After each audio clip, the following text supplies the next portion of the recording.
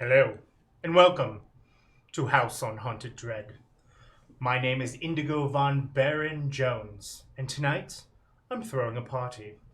That party has got some interesting guests, but there's a catch to this party, and that's that anyone who survives the night will get $1 million.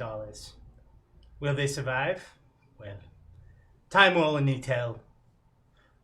It actually looks like our guests are arriving. Let's go ahead and meet them. This is Margaret Willow Branch. She is an 88-year-old mother who is only here to buy a home for her daughter. It apparently burnt down, and now she is currently homeless. Let's see who else is coming. This is Belmont Crum. Belmont is a 35-year-old bachelor playboy. Why he's here and why he needs the money, no one's quite sure.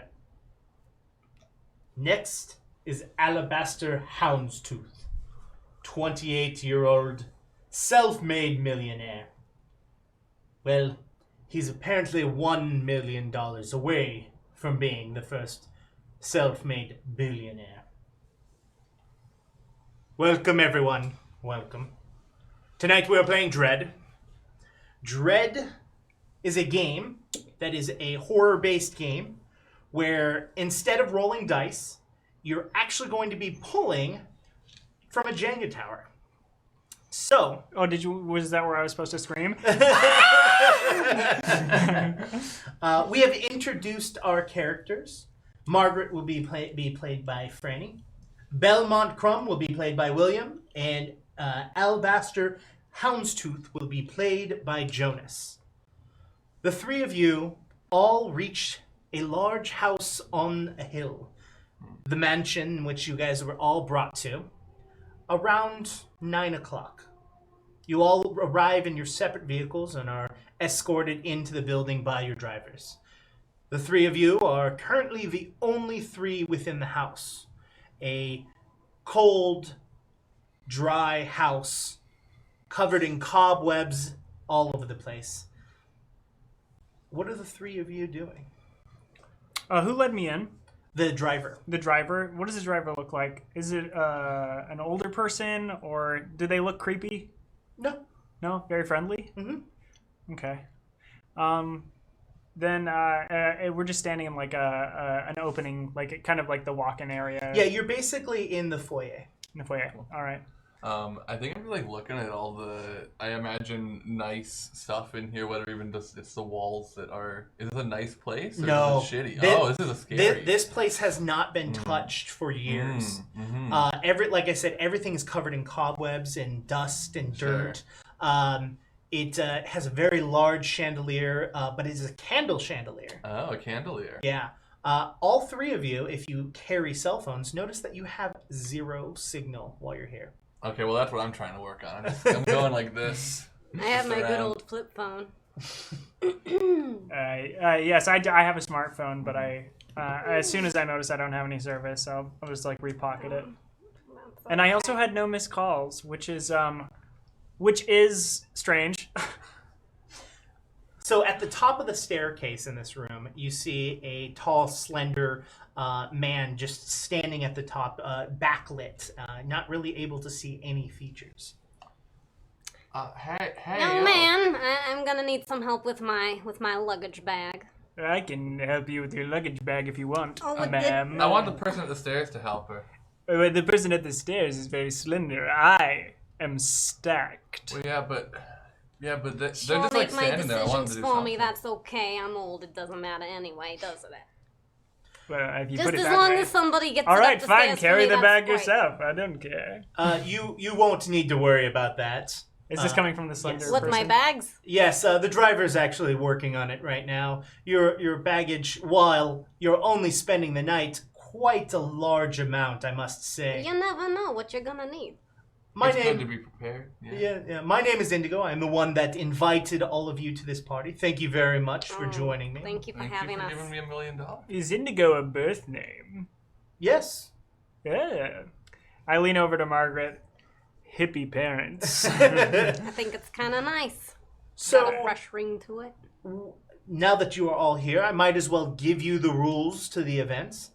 Your one and only goal for the night is to survive this night. At the end of the night, you have the opportunity to win $1 million.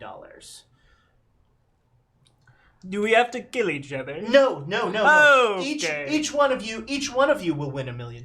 Oh, are you sure? Because it could be a battle to the death. I'm certain I could take Margaret.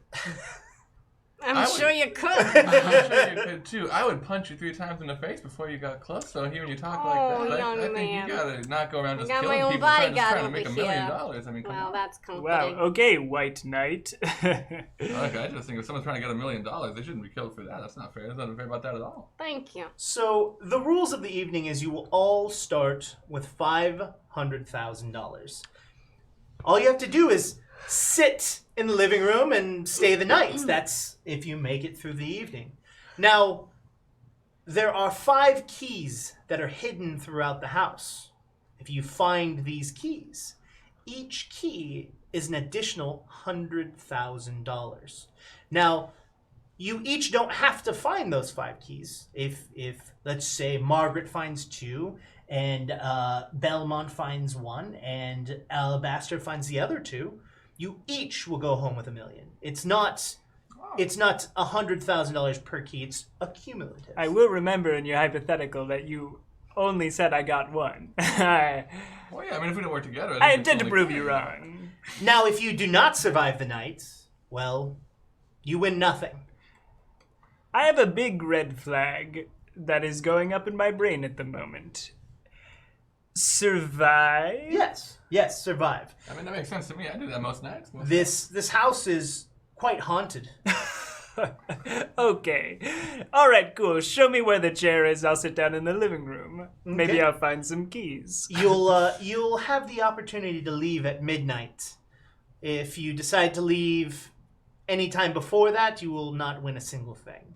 So if I leave at midnight, I'll get my $500,000. Well, the issue is at midnight the house gets locked and no one is allowed to leave. In fact, it's impossible for you to leave after midnight once the doors are locked. Well, that's way past my bedtime anyway, so I should be and I wouldn't cozy be in leaving my bed anyway, you way know. before then. So, Well, you can't go to bed before we find all the keys, though. If we don't find the keys, we don't get the $1 million. So if you go to sleep, we don't have the keys, then you're sleeping through it. well, if I can at least find 1, then I'll let you guys take care of the rest. Yeah, that's fair. That's fair. Sounds fair, I think. Are you sure there isn't another person coming? Like a scrappy young go-getter? Someone that is highly impressionable that I can just tell to do things? Nope. Oh, yeah, that'd be cool. No? Definitely not. The- All No, right. no, okay. The other caveat is if I don't survive the night, my estate will pay whatever reward you have won for the evening. So regardless of if you live, we get paid. Correct.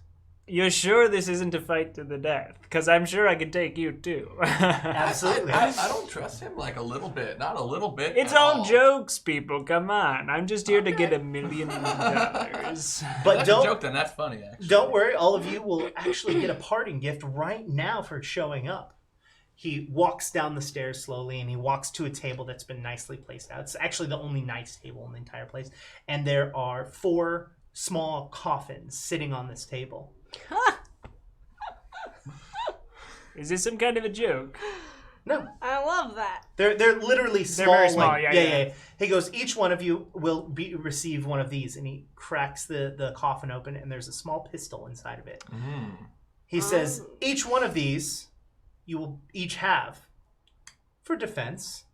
And he pulls it out and he goes, you all know how it works, right? You pull this little hammer back and he aims the gun off to the side and he goes, and then you pull the trigger and he pulls the trigger and he fires the gun and Jesus! and a vase on the shelf shatters to pieces. Oh, hell yeah. How many bullets? Can I take a free one right now, too? Or are we wasting resources? He puts the gun in his waist and he opens it up and he goes, here you go, Alabaster. Thank you. I shoot another Shooting vase. indoor. Oh, And there's like no ceremony, just like bang. do I get free ear surgery when we're done? Good lord! I'm sure the $1 million will be able to afford that.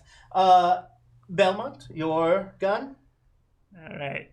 He hands you the gun. And Belmont's like holding it like pointer finger thumb, like it's gross. Like, all right. Oh, do you not want that? I can hold on to Yeah, it. I don't trust anybody here with a gun, especially you. Why? I just shot it. I proved it. I'm fine. I can do it. Do you see what your hat is? What? All right. And Margaret, your gun. Oh golly! All right. And he hands you the gun. Now, now, Alabaster, when you pulled the trigger of the gun, I'm going to need you to pull. So this is going to be our first pull of the evening. Please fail right now. Please. So I can do what I want, right? That one hand. The rule is one hand. Right. Let me move my Wawa. One hand. Oh, well, yeah.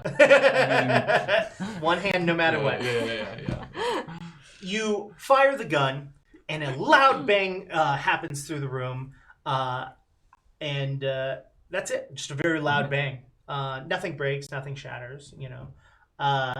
He goes, well, you know that your gun works, which is great. Now, I will be walking around. Please have food and drink. There's plenty in the kitchen. If you notice there is a bar over in the corner, go ahead and treat yourself to a drink. Past that, you have, and he looks at his watch, 2 more hours. It's now 10 o'clock. Until the doors are closed. So have a good evening. And Hey, thanks, you too. You too. he walks back up the stairs. Oh wait, do you have extra blankets? There will be plenty of blankets in your room. Okay. Thank you. And then I lean over to Alabaster. I'm like, can you believe this? I don't think she would have survived the night if she was in this house or not. You know, I may be old, but I'm not quite deaf yet. Oh, you can hear. I can. Well, Surprise, surprise. then fine, I'll say it right to you. I think you're going Oh, to no, die. I heard All right, you, good. but Yeah, that's very clear. Yeah, I mean, I will put my money in. I don't think any of us are gonna die. I personally think this is just a very fun way for this person to spend $3 million. A loud wind sound echoes throughout the house, and you see a chandelier start to rock back and The forth. chandelier. Yeah, the chandelier start to rock back and forth. It's slightly over Margaret. Belmont, you actually notice that it's barely holding on. I'm just going to step a little bit to the side. I'm not going to say anything. Okay. You hear the twine holding it up start to, and it snaps. Margaret, please pull. Oh, boy. I have something I want to say about it.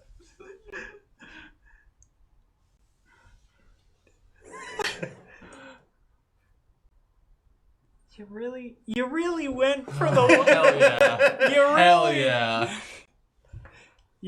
We're teetering on one single. Wait, block what now. pulled? You're next. Well, it doesn't necessarily Yeah. have to happen like that. It's That's true. It's true. true. That's true. Hey, if the gods are not cool. You could die so fast now. Look at what you've both. I gave Belmont the option to pull just now, and I know. and Belmont chose not to.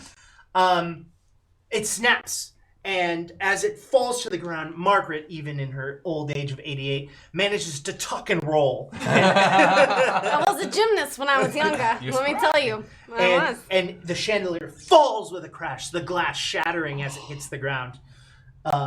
Indigo walks back and goes, well, it seems that you're starting the festivities a little early. We didn't do that. I mean, I guess You have some serious wind problems. Perhaps we should shut the windows up at the top there. Also, I mean, the upkeep in this mansion. I don't think it's haunted yeah. by anyone other than a bad handyman. Well, while all of the windows are actually closed, the front door is also closed as well, so there really shouldn't be a draft. And if you haven't noticed already, there is no electricity, so it's not air conditioning. You'll also notice that your cell phones won't work, and there are actually no phones in the home. And there is no one within miles. You don't have like Wi-Fi or something? You got like an office with Wi-Fi in it or something up there? You got Wi-Fi? Sadly, I do not. Right. No, that's good. I mean, I think a night, no screens, only ghosts, $1 million at the end. That Yeah, sounds like a good way to spend. Well, this I've is been like to when I party. was It's like a theme party. teenager. We didn't have any of this, so this is Yeah, we'll live like Margaret. Right, back in 1602. Right, you we'll had live none like of in this. 1602. Pretty close, I've always said I'd love to live in 1602. I want to be a 1602 kind of kid, That's what I want. This is good. Every once in a while, we need a little unplug. Yeah.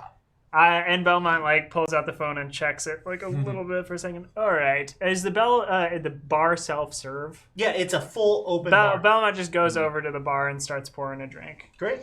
Yeah. You grab a glass. Do you take ice? What kind of drink do you make? Do they have? You got stones? You got the stones? Mm-hmm. Yeah. I drop a stone in there. I'm just gonna pour some scotch. Cool. Yeah, Alabaster would like to walk over and pull out 3 shot glasses and pour 3 shots of whatever looks the most expensive behind the bar here. Oh no, I couldn't possibly take a shot. You gotta. I mean, we're having a party. I mean, Margaret, I got one for you. Oh, it's okay. If you got prune juice, I'll take it. Keeps me regular. I'm gonna look for some prune juice. There are mixers, but I don't think there's any prune juice. But there is a full kitchen. As Indigo mentioned, so it's possible that it could be in there. Oh, great! All right, I can find you a prune. I could juice it. All right. Oh, young man. But on one condition, the juice is gonna chase the shot. Oh. And I disappear into the kitchen. What? You're going into the kitchen. Hold on. I do want to go in there. I'm quite hungry. So the first room you enter is actually a long dining hall.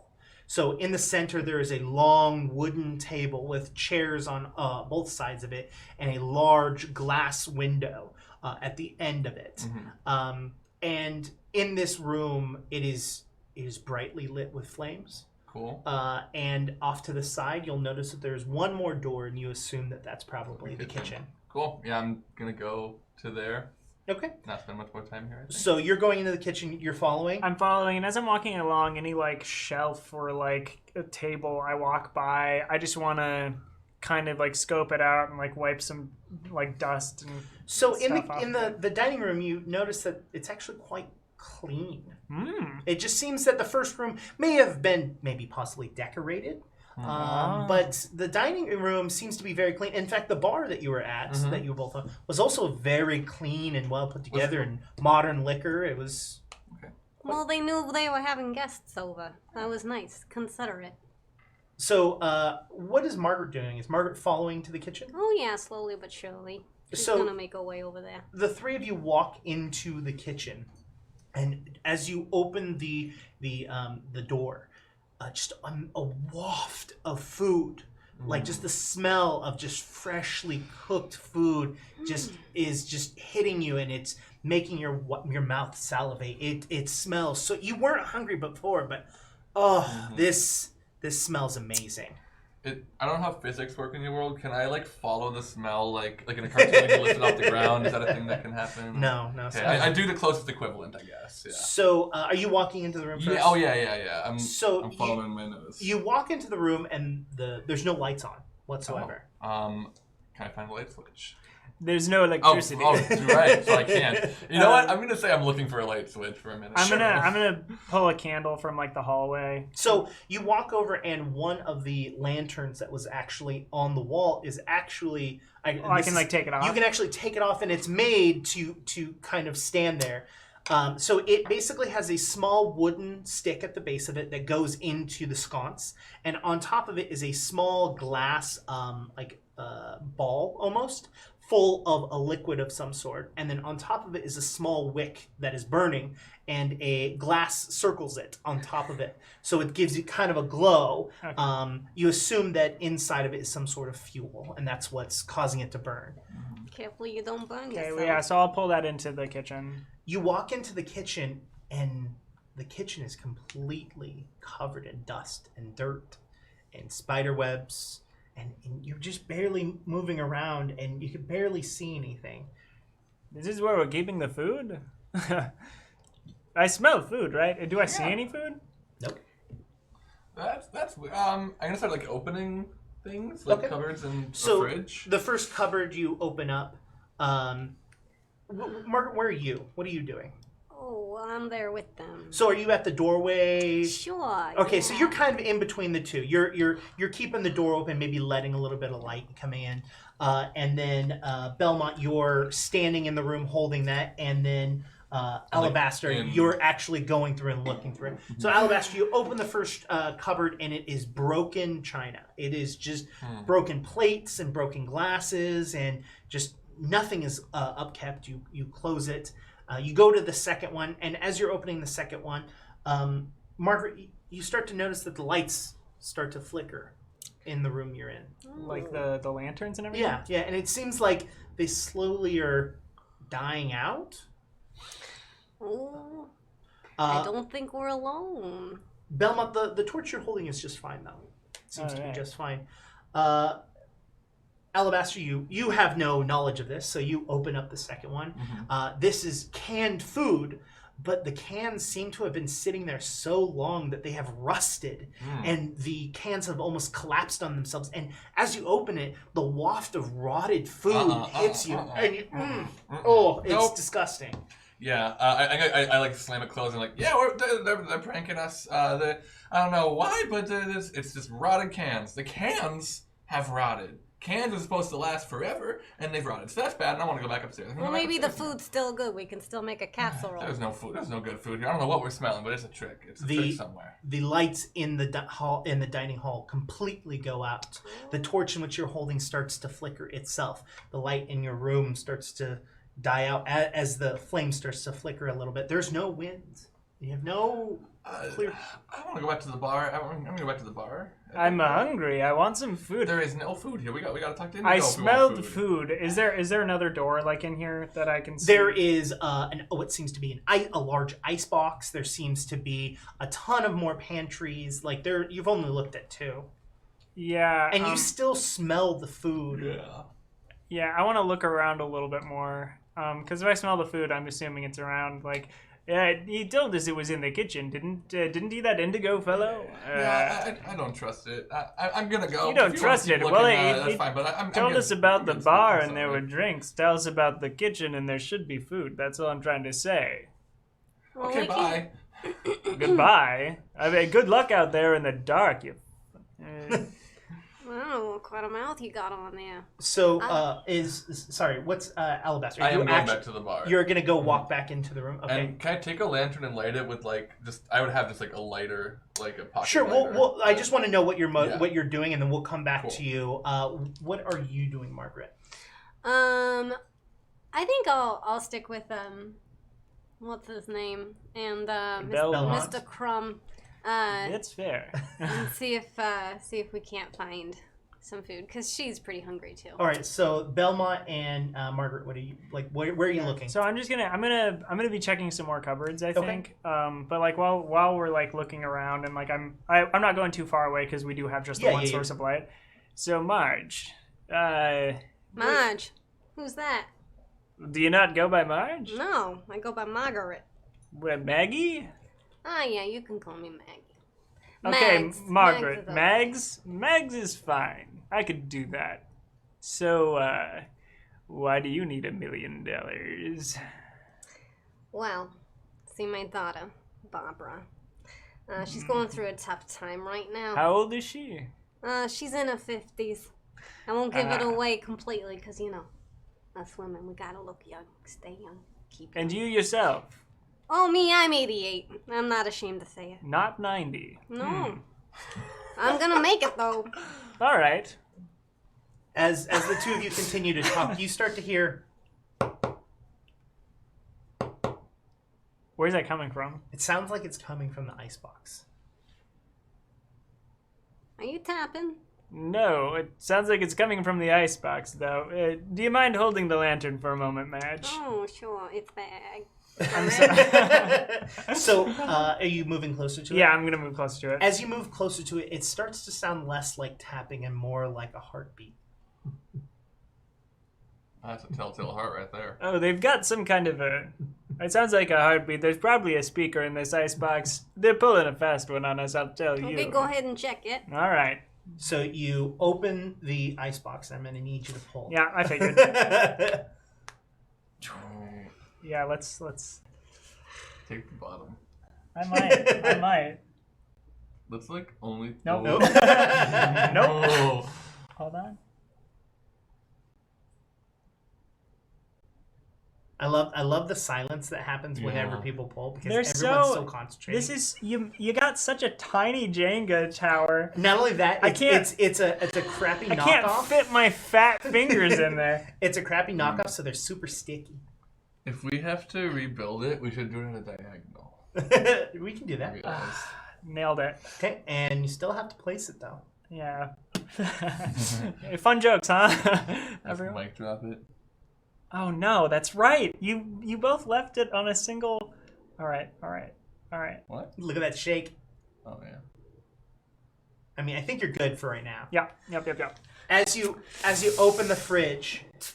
By the way, I guess I want to know for sure. Okay, honestly, what if I had failed that? What possibly would have killed me on the inside? a lot of things. Another chandelier could have fallen. I didn't even see that. You hear a snap. So before I describe the next scene, I should do this.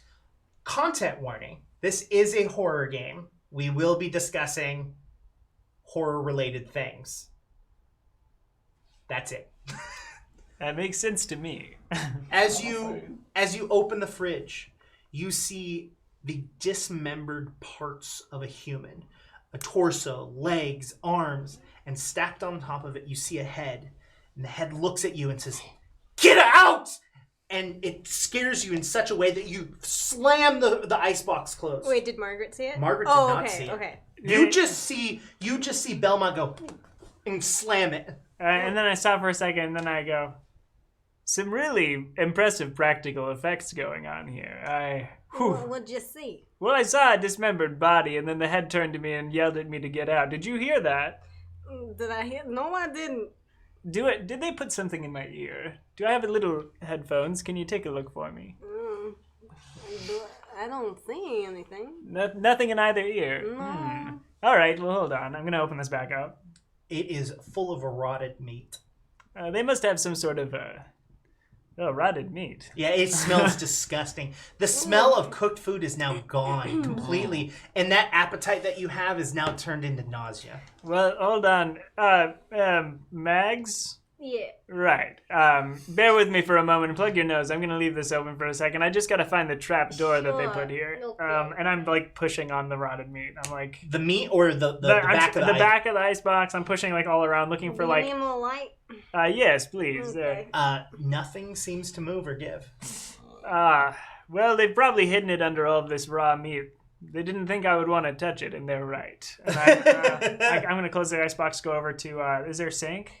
In the kitchen? There's a sink. I'm going to go over and like turn the sink on.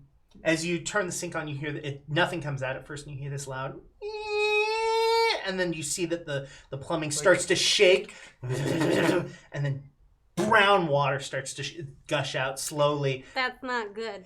No. You don't want to drink that, don't. Well, I'm not looking to drink anything. I just want to wash my hands. I just touched a bunch of raw meat. Oh, you can still wash your hands with it. It's just dirty water. You're just getting it on All your right, hands. that's fine. I Yeah. mean, as you have this conversation, the brown water starts to clear up a little bit. I mean, it's definitely not drinkable. I have a feeling this pipe hasn't been turned on in a long time. This faucet. I'm gonna just like wash my hands of the raw meat. You really didn't see anything over there. You didn't hear a single thing. No, I just saw you shaking like a leaf. Are you Do sure? you scare easy? I was not. It's okay. I can protect you. It wasn't. I I've was lived startled. a long time. I've Do you seen know a the lot of difference things. between being actually scared and a jump scare? Because jump scares are cheap, and that's what they just did to me.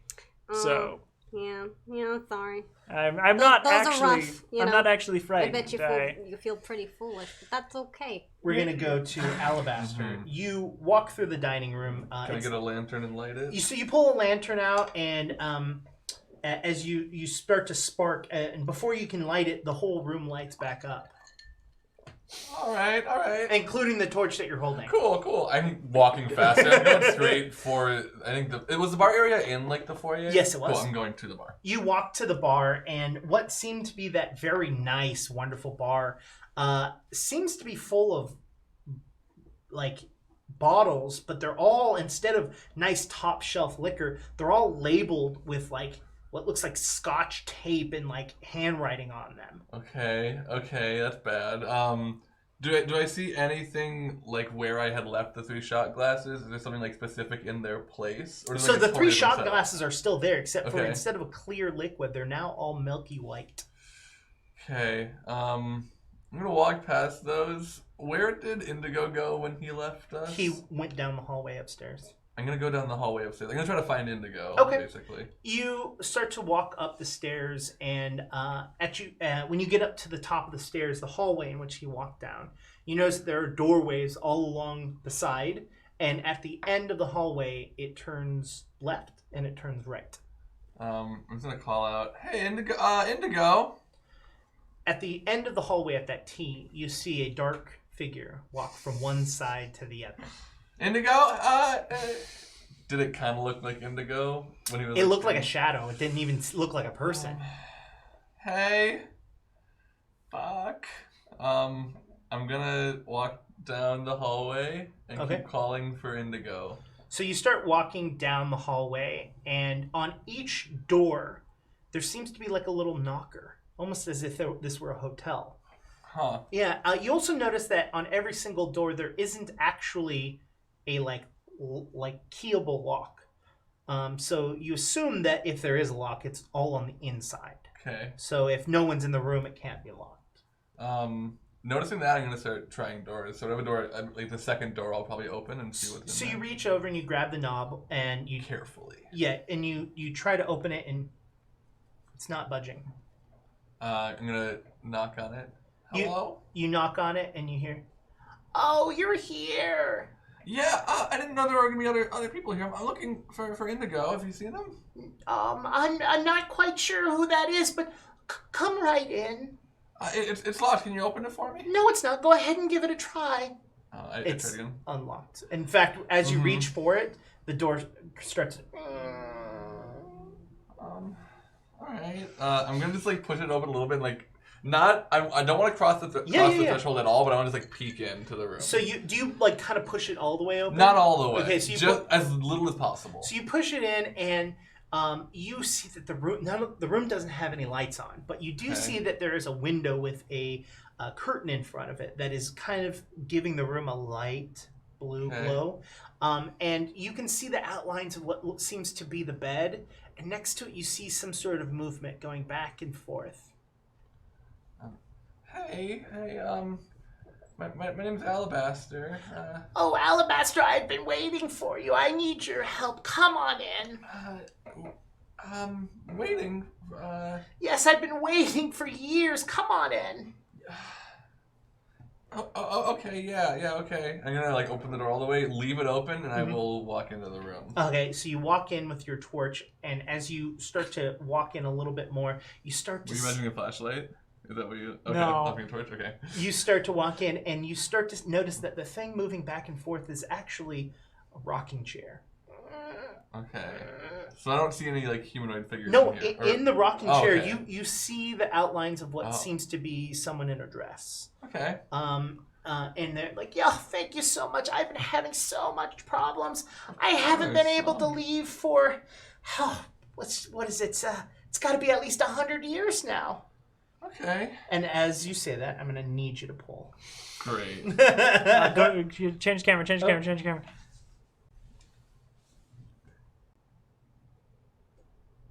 I've got big fingers. I had the same problem. I love that for video games because they're not big enough to be a problem.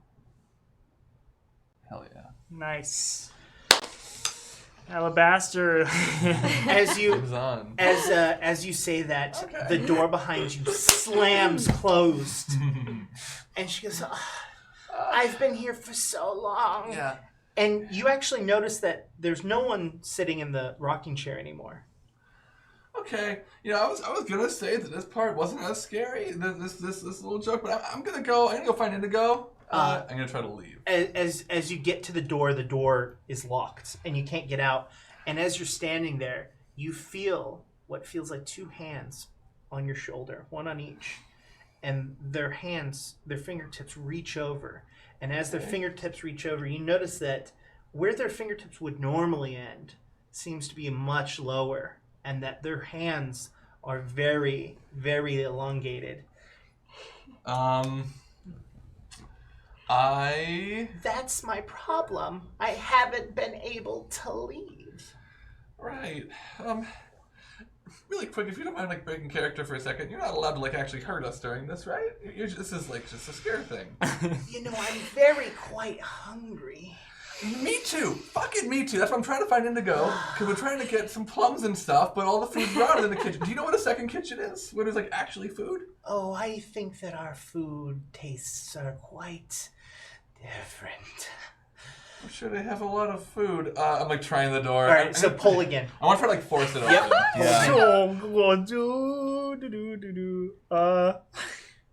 Oh, go to the camp. Yeah, Camp. Sorry. All right. One hand. That's a good one, Jonas. I think that's a good one. I'm actually just going to leave this camera because you guys are kind of at the point where we're pulling more often. We haven't even hit midnight yet. Nope. We're not even at midnight. Oh.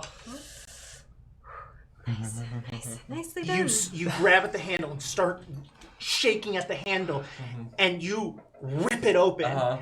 And you basically, like, even though it pulled towards you, you're so eager to leave that you just roll and fall to the ground. You're back up against the door on the other side, and you start to kind of age back, and you see just at the edge of the shadow a very old, elongated woman. She goes, "Oh, you'll be back. Don't you worry." And she closes the door very slowly. We're gonna go back to Belmont and Margaret. So I think I grabbed the lantern and we're like, got it back from you, and I'd finished washing my hands with that awful water, and we were heading back into the hallway. Would we have heard that commotion a little bit? If you walk back into the living room, yes. Okay. You basically hear. Yeah. And then you hear the small, quiet, like it's even though the house is very quiet, you hear the blah blah blah, and then you hear. And you hear me yell Indigo. Alabasta, are you okay? No, no. I'm gonna run down the stairs towards them. Well, hold on. Don't run down the stairs. You might trip. Right, sorry. I will stop and carefully walk down the stairs. Classic, yes. They got a long lady up there, and she can't leave. So don't go in the second room on the left. Second room on the left. It's got a long lady. It's got a long lady in it. Lady. She's hungry too, though, and I can't find Indigo. She's also hungry. Okay, here's the thing. There was no good food in there. I opened the icebox. True. You know what? They had a practical effect. It was very good. They must be hiring the people from George Lucas's company, if you ask me. When she touched very my shoulder, good. it was like her fingers went down, and she was like a ghost. Oh, Long fingers. they can touch you. I thought this was going to be sort of like a haunted house kind of thing where they're not allowed to touch. It wasn't hurt. No, actually, admittedly, my memory is a little foggy. Did we have to sign anything? I did not sign a waiver. I don't remember signing anything either. Oh, look at the bar also. We don't want to do those shots anymore. Do you guys look at the bar? Yeah, I look at the bar. So you see the what was again clear liquid that was originally poured in is like a milky white. You notice that the bottles are all labeled differently, and if you take a little bit closer look, and you notice that one says herbicide, one of them says rat poison, the other one says arsenic. What was the scotch? The bottles look completely different. They look completely different. Mm-hmm. Ah. So, I didn't drink any of that. I know you did. No, don't worry. We all went into the kitchen at the same time. When we went in there, they had a small boy come in, and he swapped out all of the bottles. There's always a small boy. There's always a small. One of these things. I don't know how many things you've been to, but it's always some kind of small boy. This is the fun. As you all are talking, you start to hear this reeling sound, and it gets very loud, and it stops. Bong. Oh, that must Bong. be dinner. And They made the it for us. large Is it 11? grandfather clock in the room Oh. chimes 11. Out of one of the other doors from the foyer, the door opens and there stands Indigo and goes, welcome everyone. How's your evening so far? Have you managed to find the food and the drink? Okay, Very hungry. firstly, And he walks straight to the bar. Firstly, I wouldn't go for that. I don't know if your little boy switched it over. He grabs one of the bottles that's labeled arsenic and he pours himself a glass and That says arsenic. Oh, Well, he goes, well, a little arsenic on the rocks never killed anyone. I think it has. I think that's literally what Oh that my. does. It's done that. Tastes like scotch to me. Tastes like scotch. All right, well, that you makes sense. better try some. That makes sense. It obviously can't be arsenic, but like there's no way Right. that's scotch. That makes sense though, because they couldn't actually put Right. that in there. Because what if we drank it accidentally? I mean, we're not actually You can't trying actually to hurt us, survive right? tonight. Right. This is like, it's being recorded. We're sort of doing a reality show, and the payment at the end is There was for a us show being that my grandson used to watch, isn't it? Something like that. Survivor. Oh, okay. Is I that mean- what? No, wasn't it something like "Got You"? Oh, gotcha. Candid camera. Oh, I don't know. You're very old. I can't remember. Well, Well, young either kid. the cameras here are amazing, or they've figured out how to create wireless electricity because we have no power and there are no cameras. All right. Yeah, I'll right. I'll play your game. Yeah, okay. Indigo, where's the food? Yeah, we're actually really. It's in the dining room, of course. Dining room. Dining we went to room. the kitchen. We Yes. were. Well, why don't we have a meal? It's 11. We might as well have a snack before we go, because if you decide to leave, then, I mean, you might as well have gotten the evening's dinner before you go, right? Yes. I mean, I'm gonna stay. I'm pretty tired too, so I might just, eat and sleep Right. Yes, of on a course. full I mean, belly, I'm sure $500,000 would be amazing for yourself. Oh, I thought most you were about to definitely. say her age. And he goes, well, let's go have. I'm sure Shock. the servers has been put together.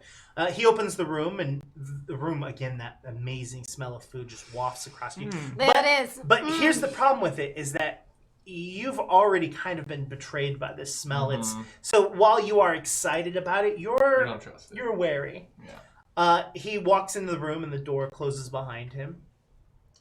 Do we see food on the table? When he opened the door, yeah, Oh, you we see, see. you See see, and smell. you Okay. see and smell the whole entire table full. A Okay. giant turkey in the front. So he walked in, door closed. We're on the other side of that door? Yeah, like it's like Oh, okay. It's like a boof. Yeah. Okay. I'm going to push through.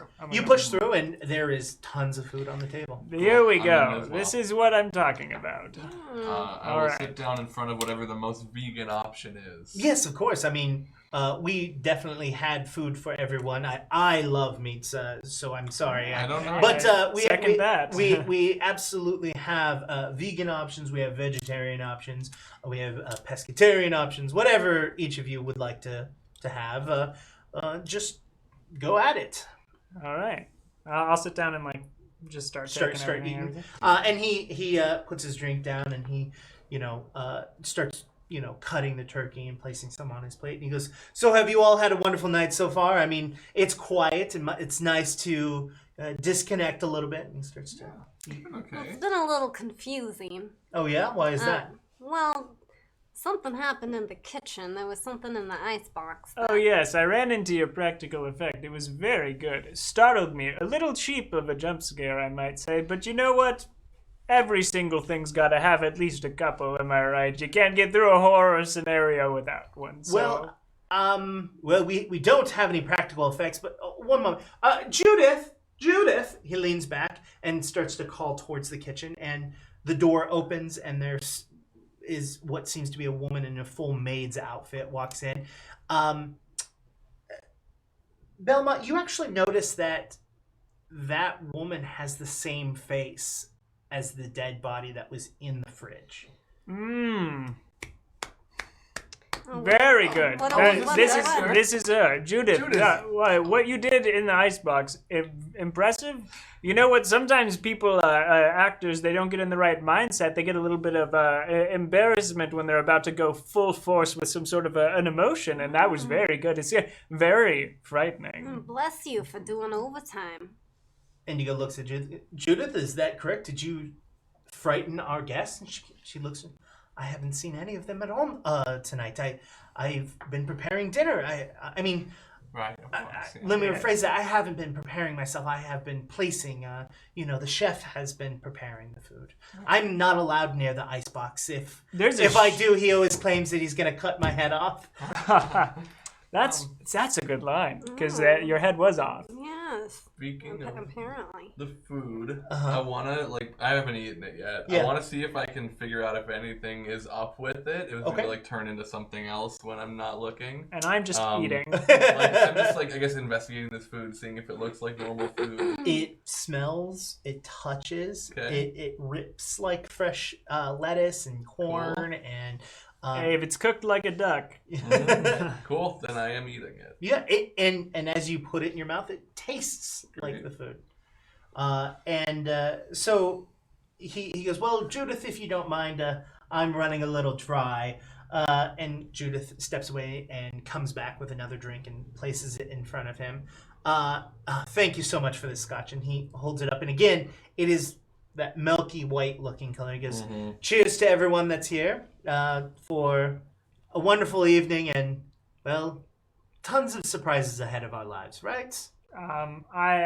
Is there like a drink in front of me that I can As of right now, there's empty glasses, but you can ask Judith for something.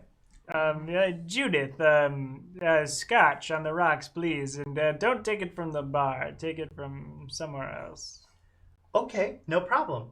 And she, would anyone else like something? I think just the water's good right now. I'd love some prune juice if you got it. Yes, that's not a problem at all. One moment, we'll be back. Is there anything we asked for that you won't have, Indigo? What are you like are you a billionaire? Well, Rich Are you a mogul? millionaire? Do you have $1 billion? $1 billion would kind of be an insult. Trip. Whoa. Well. I mean, you have to be if you're willing to give 3 complete strangers $1 million to survive. This is like pocket change to you. Exactly. Wow. How many times have you done this before? This is my first, but hopefully not my last. I seem to quite enjoy this place.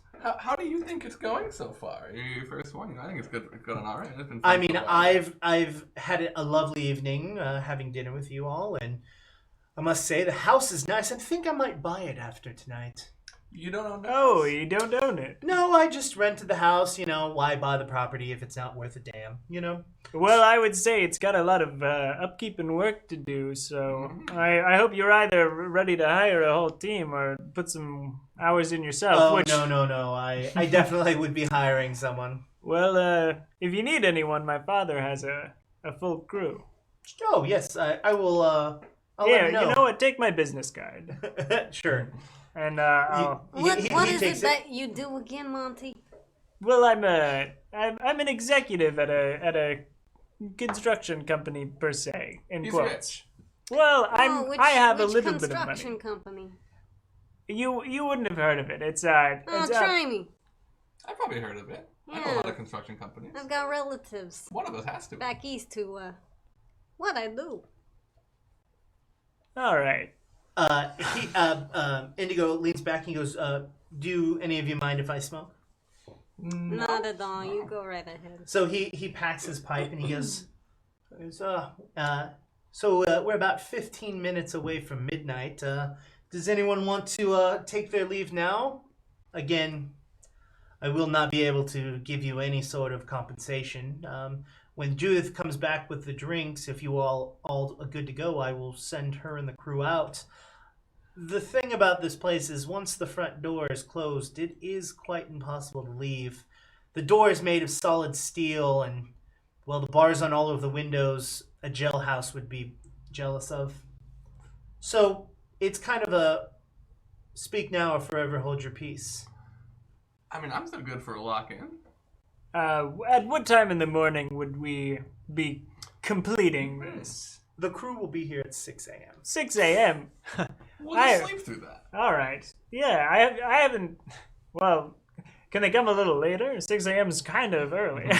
You can choose when to leave. I mean, if you're alive, of course, you'll be able to choose when you leave.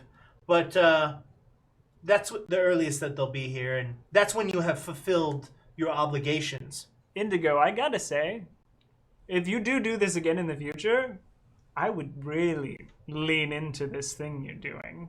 The mentioning of, like, if you're alive, trying to survive, all this stuff, very good. I mean, I've seen through it, and it's still making me scared. I'm still a little scared about it, just thinking about it.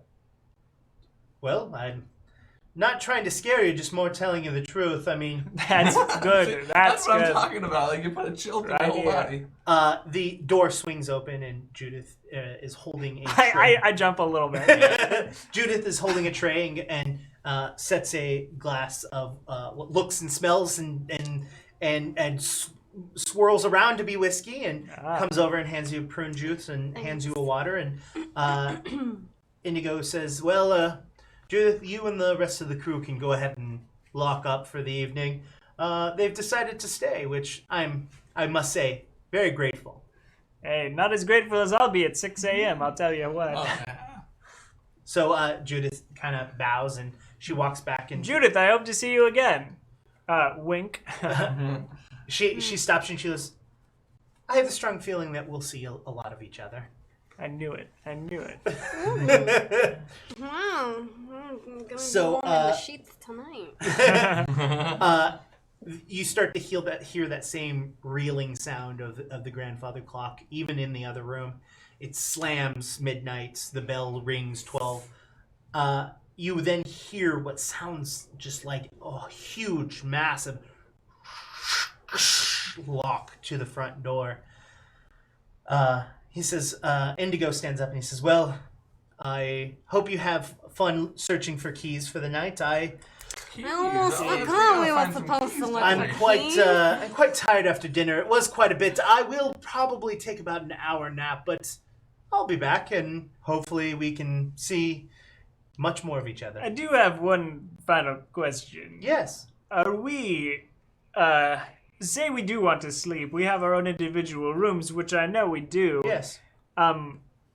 Is that clock gonna strike every hour? The rooms are actually made so that you can't hear the clock. They're They're soundproof. soundproof. Yes, not only are they soundproof, but the clock actually does not ring from midnight until 6 a.m. You will have to physically look at it. All right. Cool. That's the last thing I needed. Well, Yeah. good night, everyone. Good night, Indigo. Good night. Thanks, Indigo. He Have a walks out of good the room. hour-long nap, my friend. He walks out of the room, and you can hear him slowly walk up the stairs. All right. So I suppose it's in the best. It would be advantageous for all of us if we all work together to find the keys. I think. I mean, we're about to score this sucker out of $3 million. So Yeah, I think honestly, if we stay together, we could find those 5 keys by 2, maybe 3, and still get some sleep before the workers come back in the morning. oh, of course. We did a lot of searching in the kitchen already. I feel like we would have found a key if they were there, unless they were waiting until midnight to place them. That's true. Did you check all the cupboards in there? Because I noped out real fast. No, we didn't check all of the cupboards. We were looking around, and then after the icebox incident, we came out here and heard you tumbling around, you fool. Yo, I didn't check that room either. Well, that's the thing. We keep getting scared out of rooms. We got to check all the stuff before we count it out. So let's maybe check the kitchen again. Make sure there's nothing in there, and then move on. As you say that, you start to hear a crackling sound coming from the foyer. Was there a fireplace? There was, Okay. but it was not lit. Oh, all right. I think someone's cold. I was a little cold. This house is drafty, considering all of the windows and doors are closed. There's got to be a crack in the infrastructure. No, in a place like this, I can't imagine a crack. I'm gonna head towards the foyer. Yeah, I will follow. You head to the foyer, And I'm carrying my glasses. Sure. You walk into the foyer, and the large fireplace in the room is fully burning, like at full force. There's wood inside of it, and it kind of the torchlight within the room is kind of like dimmed compared to the brightness of the flame. Along the side of the fireplace, there are multiple bookshelves full of books and books and books and books across every single one with a different label, a different bounding type. They're all scattered, just different sizes, everything. Nothing like organized, at least that you can tell visually wise. And that's kind of more of that room. I think they were guiding us here. I agree. I think they lit the fire. Whoa! Or they're trying to distract us. Because if I was them, I wouldn't want us to find the keys. I don't know. I mean, I honestly think they're just having fun spending a lot of money. I mean, over $1 billion. Margaret's already gone to the library. She's distracted and, oh, wow, what a collection. She's like going through books and looking at titles. Oh, you know. Margaret, I'm going to need you to pull. The 3 looks I was pretty going to say, yeah, 3 looks real good. Sorry, one other rule I should mention is that you cannot go after the top 2 fully built rows. Gotcha. Okay. So, Cool. So 13, 15, 31 is the highest we can go. 3, 20, 46 is the highest? Well, Sorry. these- Yeah. 31, 15, 13, correct. Okay. Was 3 not good? Well, Might be. Yeah, they're stuck a little both bit. kind of stuck. You just can't keep tapping? Oh god, she's gonna die in a fire. Well, she's next to a bookshelf. Oh, God. Oh, I imagine it was. Why did you just take that one? Yeah, you can take You 13. can take 13. No. All right. He's going for 20. 13's next.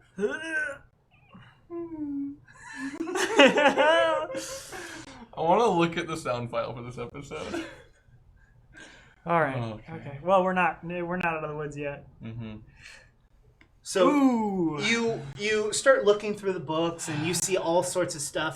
Some of them in different languages. You see Norse fairy tales. You go through, and as you're just kind of looking through, you pull one of the books and you hear, and you're like, "Oh, that's weird." And all of a sudden, the whole entire bookshelf rotates around, and you're completely in a black room. You can't see a thing. oh, fellas. What do we see? Can we hear that? Oh, you definitely heard the, and then you hear. Yeah, I want to turn to look at. Where Margaret was. Yeah. Margaret is no longer there. Max. It's still a fireplace. No, Or she It's was a bookshelf. She was at the bookshelf. Oh, okay. Which I thought. Yeah. Yeah. Okay. Cool. So which is next to the fireplace. Cool. But there is still a bookshelf there. It's just like okay, cool. Mags, what did you do? I'm sorry. Mags. Hold on. I'm gonna go over and like hold my ear up to it and hear. Mags, we literally She can't pulled out a understand. book and it spun around like young Frankenstein. Mags, as you're saying that, you start to hear the sound of chain dragging across the floor. Oh, man. Oh, Which book was it? Oh, I love that book. So are you just gonna? I'm gonna pull the one Start that pulling she books said. like So well, I mean, the thing is that the books aren't the same. Oh, okay. So I can't find. There's no book with the name of what she just said. Okay, cool. Then yeah, I'm gonna. Well, start trying and to she find- can't even look at the book Yeah. because it's pitch black. So you're gonna. Sure. Are you pulling books off, or are you like just pulling them? No, I'm just pulling them out. Okay, so Yeah. you start pulling them out, and you know you're it's hard. As you start to do that, you start to hear the, oh yes, a plaything, oh, hello. and you hear the chain getting closer, and a step. Now you start to hear like a little hobble. Oh, it sounds like your hut. It sounds weird.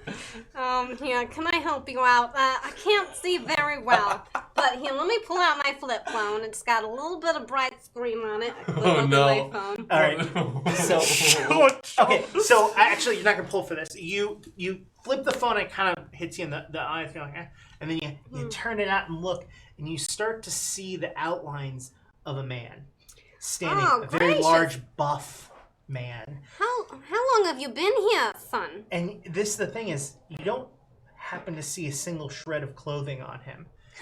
You must be freezing. The only thing that you see is that he's holding like handfuls of chain in each hand, and he's got a chain wrapped around his neck, and he's got like a belt of chain.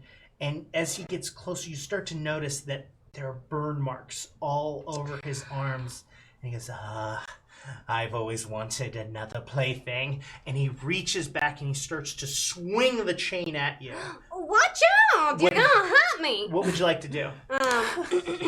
I'm gonna go in for a hug Be almost. careful. Just to be like, I'm right here, you know, be careful where you're swinging those chains. So you're going to try to dodge it by going in tight. Yeah, All right, and- so pull for me. Oh my god. Oh god. I'm actually going to say that this is hard to do because you're trying to move in Oh, and dodge. no. So I'm going to actually say goodbye. that you're going to have to pull 2 from it. Oh, Bye, God. Margaret. Okay. God. Okay. All right.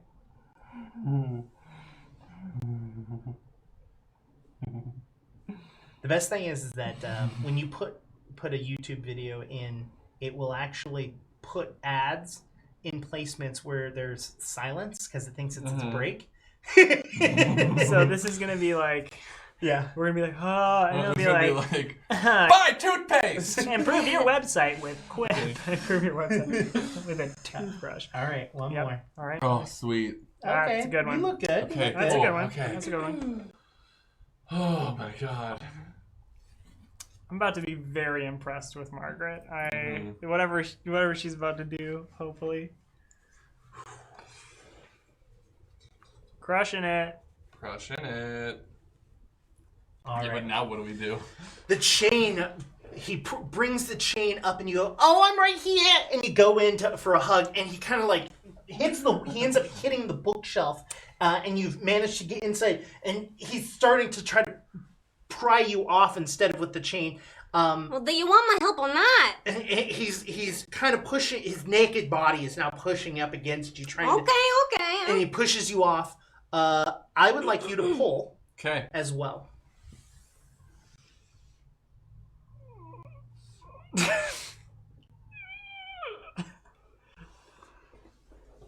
Yeah, you got it.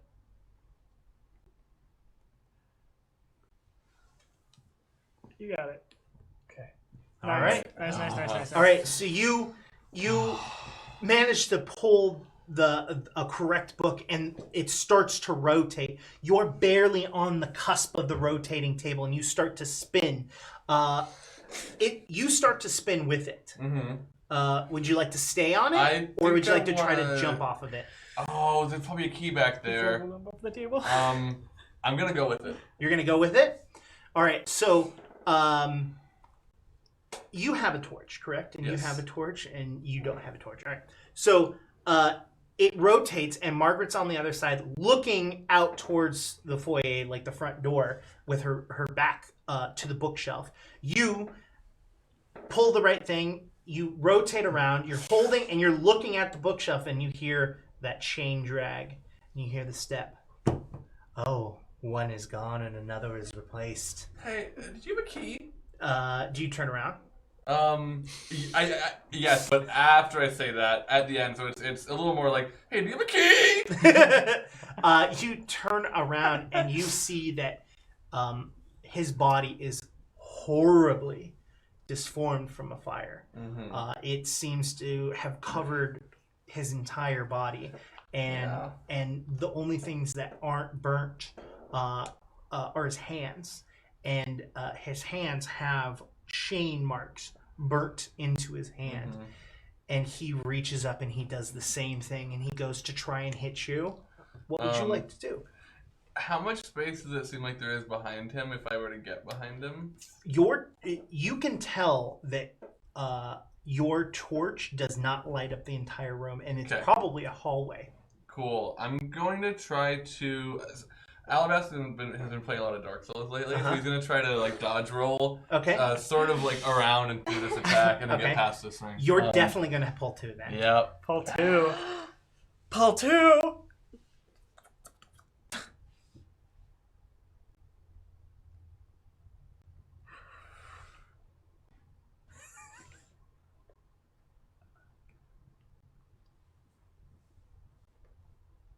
Hey, one hand. Oh, sorry. I was going to that point. Here, you know what? Well, you need the other one for stability, but...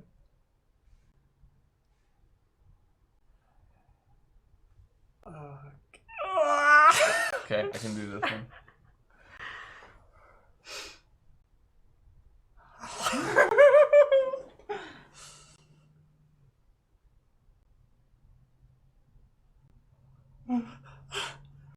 Shut up.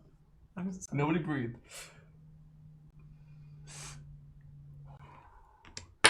That doesn't count. That does not count. Here. Let me just.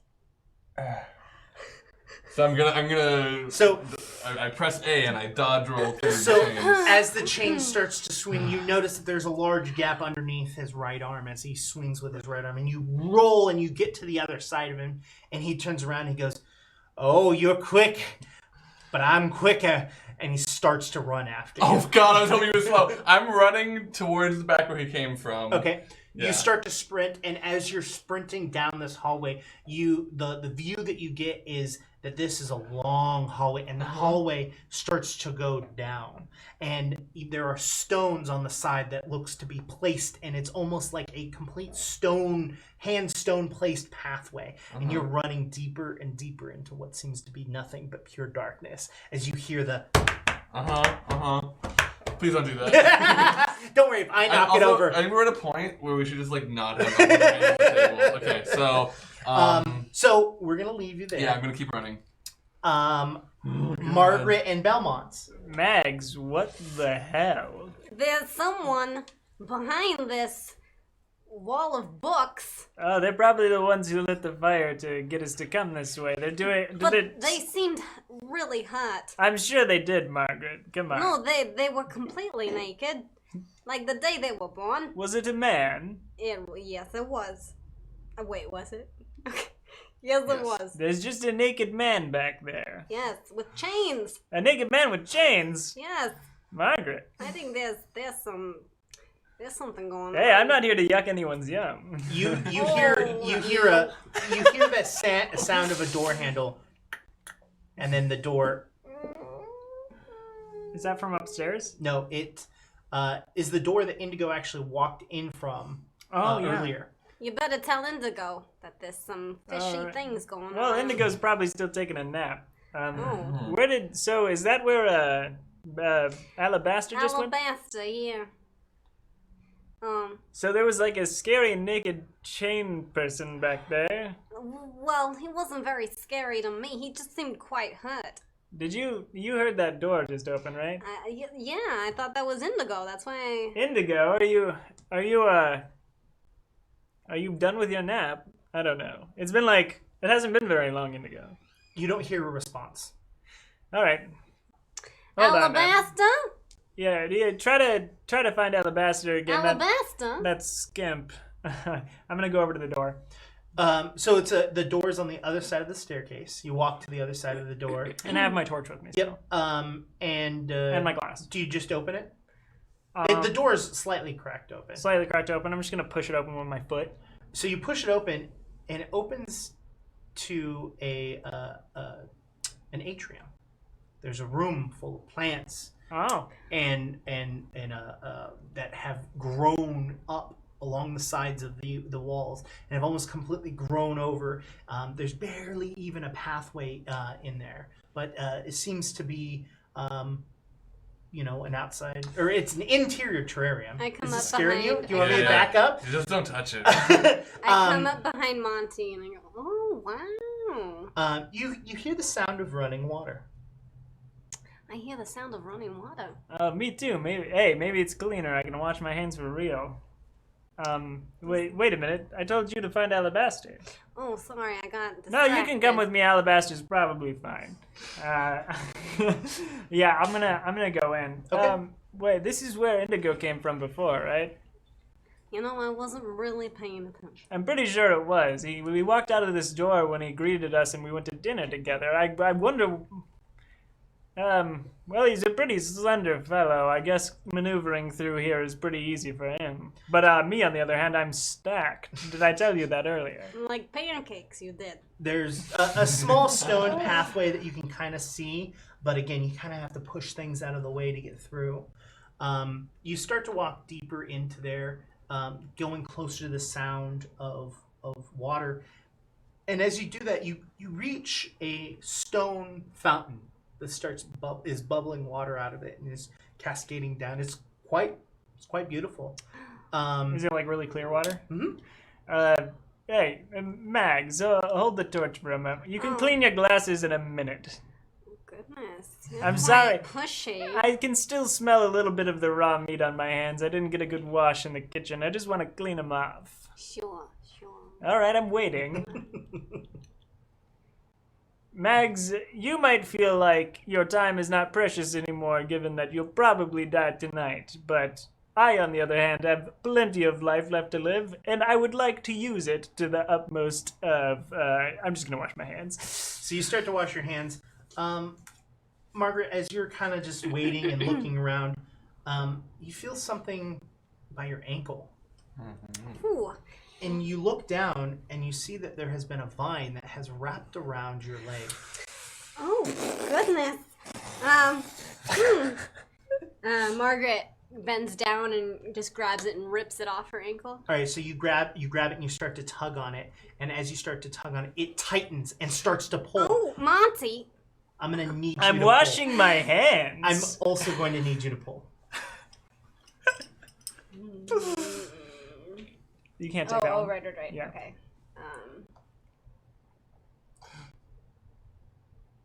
There you go. Oh. There we go.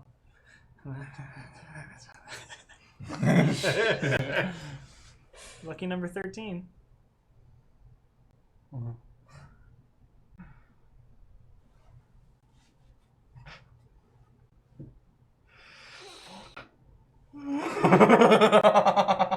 Here, I'll scoot over. No! I'll scoot over. Don't bump the table. Saying, once that's gone, 3 looks real good. There you go. 3 looks real good. Remember how 3 was kind of loose? Well, the problem Okay, is if you take 3 out, look at Yeah. Oh, yeah, it no, literally we can't take 3's 3. done for. Yeah, That's what I'm saying. Those Like, ones are 3 was... right.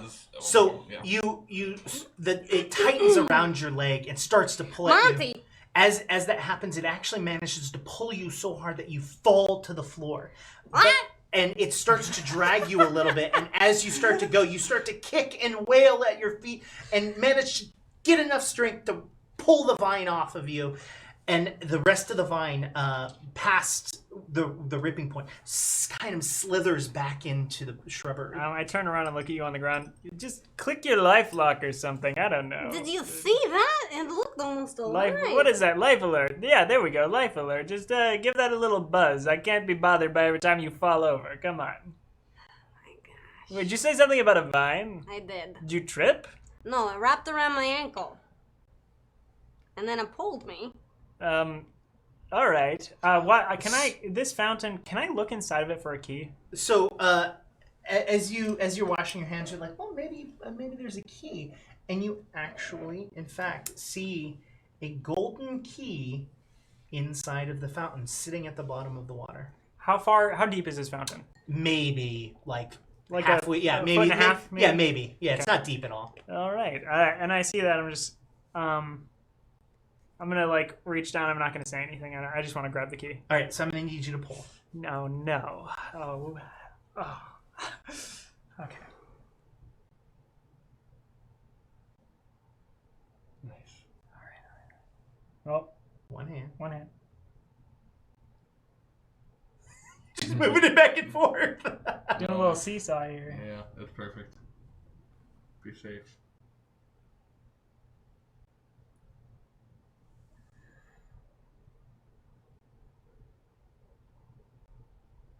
There we go.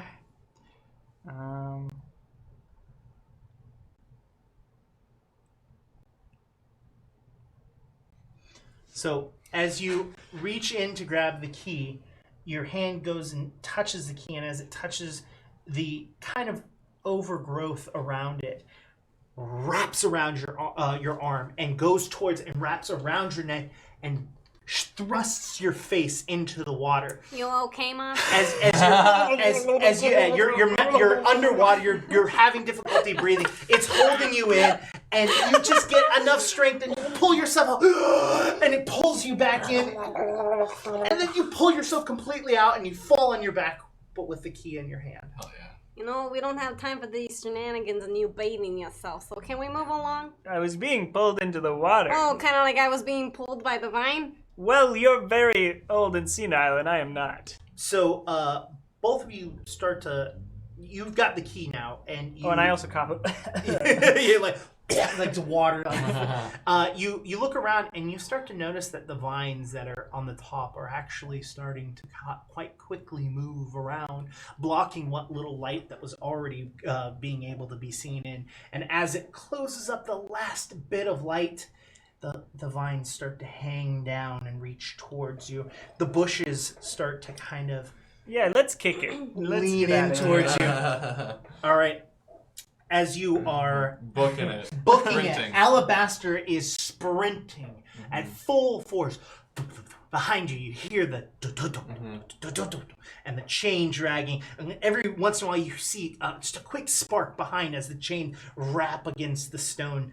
And you enter as this darkness. You go, and all of a sudden, you're in a massive room with a spiral central tower. In the very center, there is a tree. In the very center of that tree is this mossy green, what looks to be wet, mossy heart. And it is throbbing. Whoa. And you no longer hear the sounds of footsteps following behind you. But instead, you start to see that the moss that is growing along the sides of this cavern in this cave start to kind of reach out and extend, kind of like your hair when something is going wrong. It stands out and starts to what feels like reaching for you, like it needs you, it wants you. And on the floor is just this around this tree is just maybe about ankle height worth of water. And in the water, you quickly see something move within the water towards you. Like, right under the surface, it kind of... Sure. Now, the water... I'm not in the water, right? It's just You are. I am. Okay. You are. It's you literally started running, and as soon as you entered the room, the water's the whole room. You're just cool. like... Oh. Yeah. Cool. I want to see if I can, find the key. Do I need to, get close to something and, look at that specifically? Can I, I mean, there's the heart, which, So your torch isn't fully lighting this room. The heart, I'm thinking. Your torch isn't fully lighting the room. Yeah. But you know that, that if there is a key, it's probably going to be put in a very practical spot, or a spot that gets you into a location to see or experience something. Yeah. You haven't found a key yet. You personally have not. Right. You are unaware of My Belmont. best lead is that heart, so I'm gonna So this tree in the center is almost 3 stories tall. Okay. To where the heart is, and it's Gotcha. like a large redwood almost. Is there anything on the walls or in the room around that I could throw at the heart of the tree? You know that there's no physically possible way for you to throw something 3 stories high and be accurate enough to hit it. Right. Okay. Your best option is possibly to climb up. I was gonna ask if I could climb the tree. Okay, I'm gonna try to maneuver, wherever that thing dash towards me and then disappear or whatever in the water. I'm gonna try to keep away from that point and keep an eye out for movement like that and make my way to the tree. So as you kind of walk along the edge, and you get maybe about a quarter of the way around to a spot where you think you're I can climb on some of the trunk of the tree and get closer to it. The torch actually lights enough of the room that you see that there is another hallway. Oh. Outside of this room. I might come back for you. I might come back for you, and I'm gonna go down the hallway. You start to walk towards the hallway, and you notice that as you get far enough away from the moss from the original section, that kind of dies down. But as you get closer to the moss on the other side, it starts to raise up, almost as if you were a magnet itself for whatever it wants. Sure. And as you start to get closer, you not only see one little kind of jolt in the water, you see 3. One coming directly behind you, and one to the left and the right of you. And as you get closer to it, these vines reach out of the water and wrap around your legs. Great. What would you like to do to try to escape from it? I would like to try to pull my legs out of them. So then, you got spread your legs a little bit to try to yeah. get yourself some room. Yeah, Okay. yeah. And then run off down the hallway. Okay. So you're just basically trying to break the grip. Yeah. Okay. Yeah. So that's just gonna be one pull.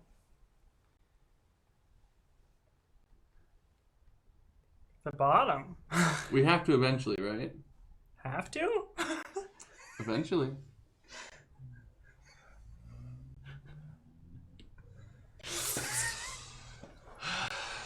You spread your legs apart and you kind of grab at the vines and you manage to have enough strength to pull off of them and you start to run further down the hallway. As you go, the water starts to dip down and dissipate, and the moss starts to dissipate as well, and it becomes a stone cave again, basically. And as you go in there, it starts to become more and more like well-placed stones instead of just kind of like shambly put together. They're all kind of more uniform and more put together, and you get further and further in, and you hear this weird sound and this weird light further in. Yeah, and Minji, you've been walking down this hallway for a little while, and it's no sprinting. Yeah, well, yeah. And you hear this, and every time that happens, you see a blue light, small all the way to large. Okay. I'm gonna press against the right side of the tunnel and just keep moving slower now, and I'm kind of stealthily trying to get towards that spot now. So you move closer and closer and closer, and you see that there's what seems to be some metal objects within a room, and that light is definitely coming from this room. Okay. Yeah. Can I see what is the source of this blue light? Yeah, if you'd like to move in a little bit further. Yeah, if you want to maybe get up to the Yeah. So you look inside, and there's a giant Jacob's ladder. That's the two wires that separate, and electricity starts at the center and builds up, and it until it dissipates at the very top. Gotcha. So that. Cool. Neat. And in that room, you see a man in a lab coat off to the side, looking to be at some sort of table, moving things around, moving papers around. He goes, it's got to be here somewhere. It's got to be here somewhere. Do I see a cadaver on a table somewhere? You don't, but there is another doorway where there is darkness in that room. This is like Young Frankenstein again. And as he's moving around the paper, he goes, "Damn it, get in here!" And you hear this large, lumbering, okay. I'm gonna go a little more out of the room as that's happening. All right, we're gonna go back to Belmont and Margaret. Alabasta. So the two of you you guys were running out. We kicked it out of there. All right, Alabasta. so the two of you start to run as the vines start to become more and more aggressive as it gets closer to you. As you guys get closer to the gate, you guys get all the way to the gate, or all the way to the door, and the vines almost stop right at the gate, or right at the door, and actually start to weave themselves around and actually create a door of itself on that, preventing you from entering. All right, I'll admit it.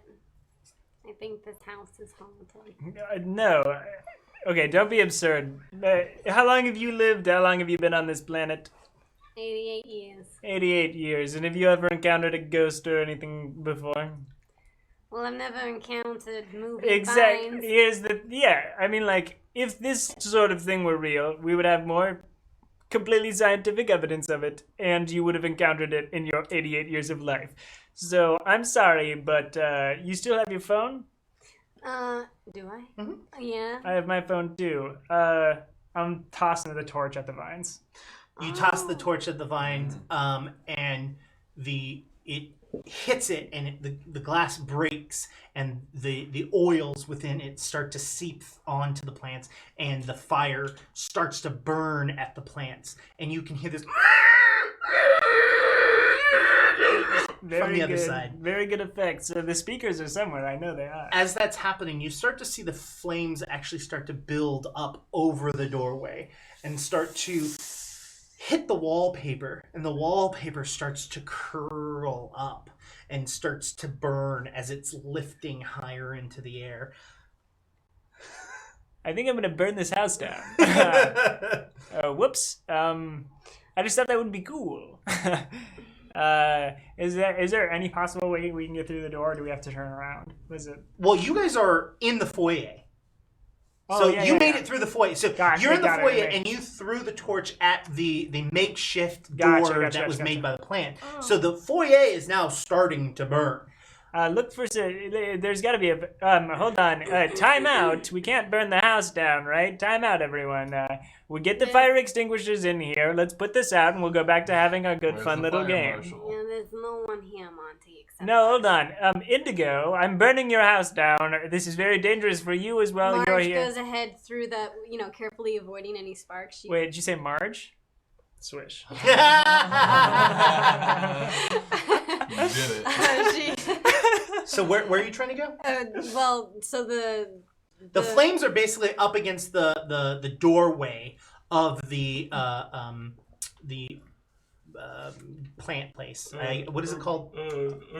Atrium. Atrium. Thank you. Atrium. Wait, but didn't you say that they were blocking? That was blocking your entrance to it. Oh, so we couldn't get back out. You're still in the Oh, foyer. sorry. We got in okay, the foyer. Okay, Yeah. okay. So you still have access to the staircase. You have access to the bookshelf. Oh, You have oh, access oh, oh. to the dining room and the kitchen. Okay. I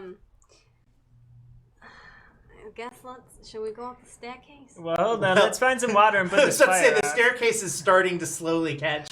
I'm gonna. All right, let's go. see that Let's go to the kitchen, get some water. Let's put this fire out.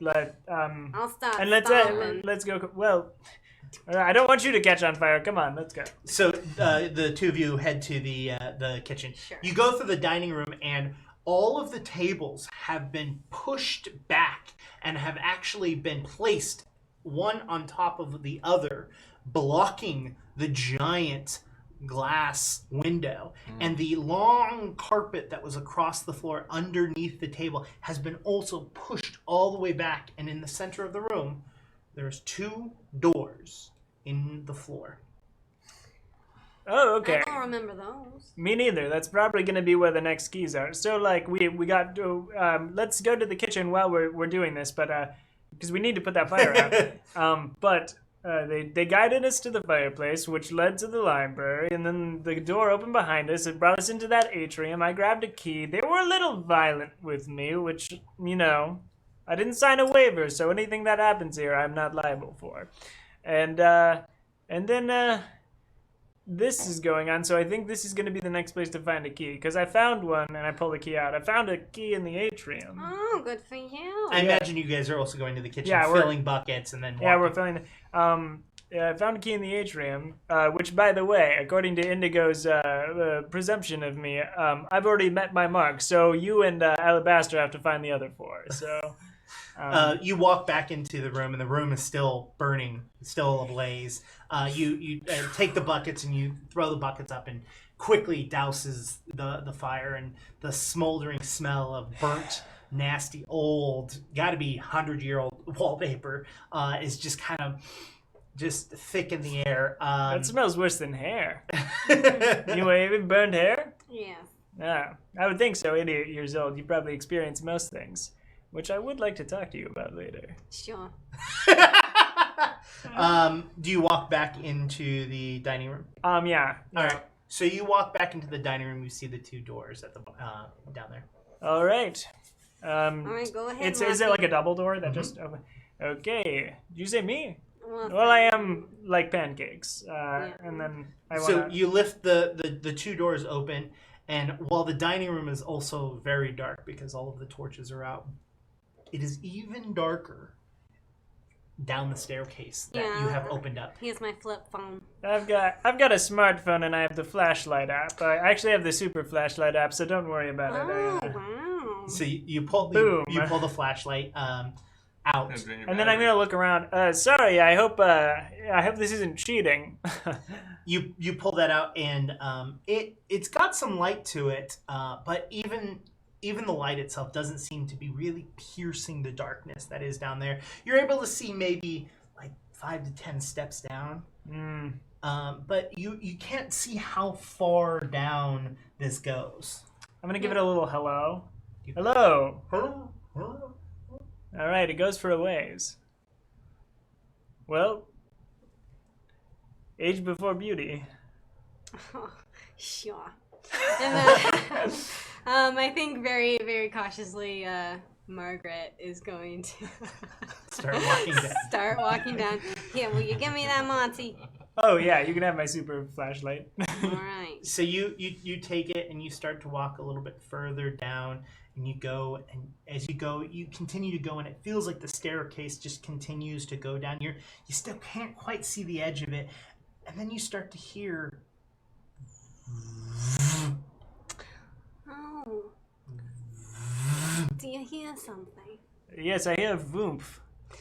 You then start to hear, or you start to see a blue light. Sounds like some kind of electricity. I mean, they told us there wasn't any in the house, so now that confirms it. There's cameras around. They're hidden. You know they can put a camera in your button on your shirt now. It's amazing. Oh, do you have one on yours right now? I'm not wearing a shirt with buttons, Margaret. Like, use your eyes. I meant me. Oh. Do I have one on me? No, unless I you think don't- someone's spying on you. No, Oh. probably not. You hear a loud Alabaster. crash of the doors that you originally had opened close behind you. Now, you know that the staircase felt maybe 50 stairs down, but it sounds like it's almost right next to you, the echo.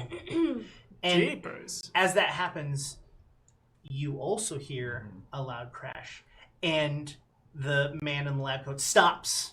Oh, shoot. Yeah, I'm really making myself scarce now. So. He go figure out what that was, and the big lumbering creature starts to walk towards the direction of the other doorway. You hear someone say that, I had someone. and Go as figure out who that was. you see the blue light start to slowly grow and get bigger and dissipate, we see like a you silhouette, see the like- silhouette and you see the silhouette grow and disappear, and then as it starts again, it's a little bit closer and grow. Put the light out. Put the light out. Put the light out. Put it down. Put the light. Okay, Well, give it here. Hold on. You gotta No, watch I got it. I got it. She takes the phone and points the flashlight at herself. Hold on. I got it. I got it. You Hold got Tinder? on. Well, I do, but So you shut got the a light off. message. I shut the light off. You hear this. They want to meet. You hear this, and this loud, well-purposed. Somebody needs help. No, not ev- Are you paying on my back to have me go do Oh, it? yeah, you No. said you were beautiful and strong and stacked. Well, Marge, I mean, all of those things need to keep intact. You know, I can't. What if I startled this person because we're in the dark right now, and then they take a swing at me? I mean, you can't help your instincts, even if they're actors. I mean, so. Oh my. It is now almost on top of you. It reaches out and grabs you by the shirt and tries to pick you up and slam you into the This wall. is Ralph Monty, are you Lauren. okay? How are you going to defend yourself? I'm just gonna kick in between the legs. Okay. Great. You sure it didn't pick up Marge? Don't Don't worry. I worry. took from the bottom. It was just so loose. That's I got excited. No. you know. Don't. 52, 52 might be There you loose. go. That's good. Where's 52? 52 is the bottom on the other side. It would Oh my make it god. equal. Shut the fuck up. Hey, here's the thing. If I go, I'm fine with it being kicking someone in the nuts. If Frankenstein has nuts. Actually, you know what? Does Frankenstein have nuts? Let us know in the I comments mean, below. he made some pieces of many bodies, so like. Yeah, Would the doctor have thought to do that? I'm And- sorry, Frankenstein's monster. Excuse me. well, Frankenstein would be the doctor that Mhm. made. So would the doctor have figured out whether or not he needed it? Wait, does Dr. Frankenstein have nuts? Well, the thing is, you don't need it to survive, so it's not a necessary. Oh, I just did the thing you all did at the beginning. Oh boy. We're at the top of the frame now. Yep. So now it's a mystery for y'all. That's no. All they care about is the part that can. Right. Yeah. I can. No, Okay. it's fine. I think it's. Cool, I cool. think it's perfectly Great, fine. great, great. That's what I mean. You. I did it. As he grabs at the back of your shirt, going to slam your head into the wall as hard as you can, you manage to just reach out your foot just enough that the tip of your foot just slams right between his legs, and he drops you and grabs them. Oh, Monty, are you okay? I think I'm fine. I'm sorry. I just kicked an actor in the nuts. I'm so sorry. I didn't mean. I mean, it was. You know what? You're probably gonna get sued. I didn't sign any papers. I didn't sign any That's papers. I'm gonna just like go. I'm gonna be like, Like okay. he falls to the ground and is like on his knees holding himself. I'm so sorry. I'm just gonna walk You by. scared us, huh? What do you expect? We can't see anything down here. He looks up to you, and you can see that his mouth is unable to hold the saliva in his mouth. And you can see that it is right. slowly pouring out the side of his mouth as he looks up at you. One eye, completely a different color than the other, just. He's like leaning towards you and just like. Oh no, he must be hungry too. Marge, come on. Don't play with the actors. Let's keep this story rolling. You walk past, and at the doorway, a man jumps out. Sorry. A man jumps out in a lab coat and goes, "What are you doing here? I'm gonna. If he can't get you, I will." Oh I take my. advantage of his distraction to charge him. Yep. And I want to just grab him. He's a scientist, so he's weak. Pull it. That's true of all scientists. They are weak. I love a good scientist. Okay, sorry, I have to pull. Love it. Oh, jeez. Feel free to stand up. Do what you gotta do.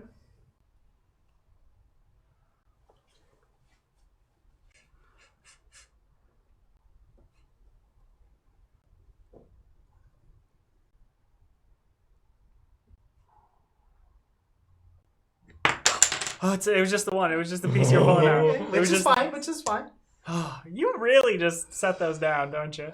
Well, I mean, it's at the top. What could go wrong?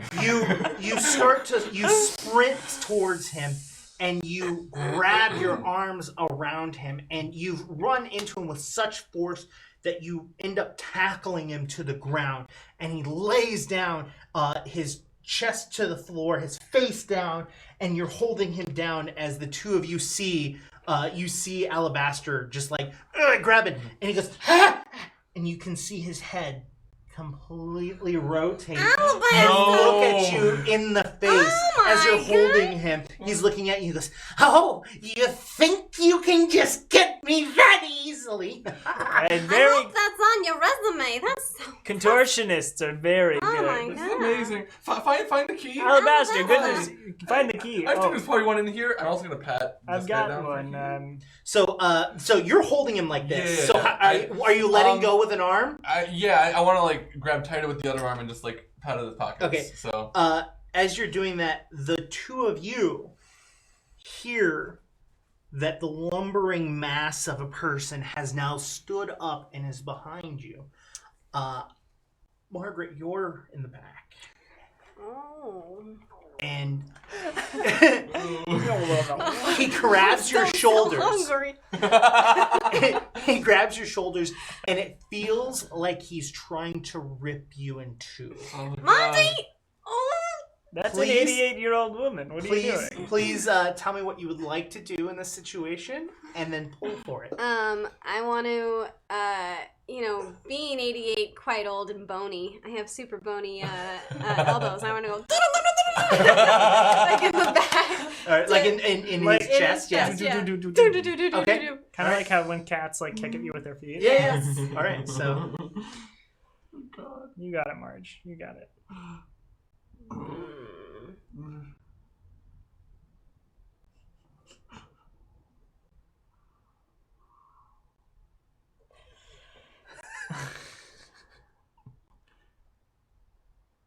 Ooh. No. Danger time. No. Marge, don't go. Marge, don't go. Don't leave us, Marge. Okay, you guys need to stop talking Okay, sorry. now. I'll back away as well. Okay. All right.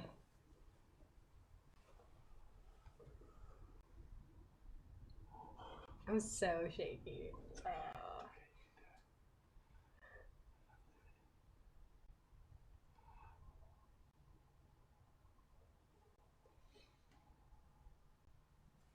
The silence is killing me.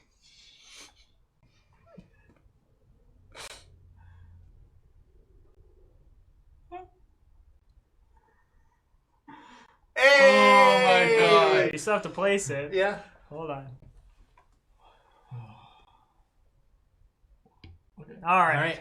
I was just thinking about what it must be like to be like in the future listening to the VOD of this and not watching just during these silences. Why would you ever just listen to this episode? No, I get it. There's so much RP. Ding ding ding ding ding So ding ding. you dig back and you hit and as you can start to hear your brittle bones start to what sounds like crack, but it's more like kind of disjointed from each other, and you get enough space that you're able to elbow him really hard in the chest, back and forth, and he lets go of you and grabs at his stomach, and you notice that his stomach, where it would be like flesh, is actually like exposed organs. Ooh. And is just a no. single piece of what looks to be like a plastic of some sort that's holding it in. And so by you hitting his stomach, it's actually caused it to jostle around and really cause pain for him. Oh, my God. Your shoulder is dislocated. I think I dislocated my shoulder. Go, And come can on. anybody put it back for me? So you're holding, you're patting Trying to find a at key that, on him. and he's pushing back as hard as he can. And you're patting away, and you are not finding a key whatsoever. His neck starts to elongate and starts to reach for your ear to bite your ear off. And you can feel this slow stretching, and you can feel the hot breath against your neck as it gets closer to your ear, and you can feel his teeth clamp down on your ear. What would you like to do? I want to like... You both see this, by the way. Alabaster, are you okay? All right. yeah, I got it. I pull out my gun and I shoot Frankenstein's Oh my God. monster. Oh, I forgot I had a gun too. So you reach out. I'm gonna shoot the monster. What I want to do is shoot the monster and point the gun at the scientist and be like, "Hey." So you point the gun at the monster. You fire the gun, and the loud bang through the room. And when I did it, I was like plugging my ears. The monster still stands, no hole, no nothing in him. Smoke starts to billow out, what seems to be from the gun. This has become very real, Monty. I didn't test the gun, so they gave me a prop one. Well, it was a prop one anyway. When he shot the vase earlier, he pulled the trigger, and they probably had like a readied explosive. No, I shot one. Try mine.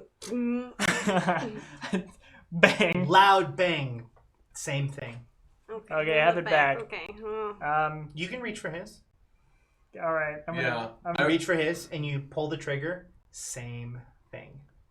Oh no. We should have. And you remember very clearly when you pulled the trigger, you heard a loud bang. You did not see any sort of damage that it did Sure, yeah. from the very beginning. Oh. All right, plan B. I'm gonna headbutt the scientist. All right, you're gonna pull for me. Okay. And this is Pull for me. so. This is what's gonna happen. He's biting onto your ear, and he's trying to pull your ear off. And, You're going to go with the force of that. Your head into his head into the ground. Yes. Okay. We're all just wiggling back a little bit. Sorry.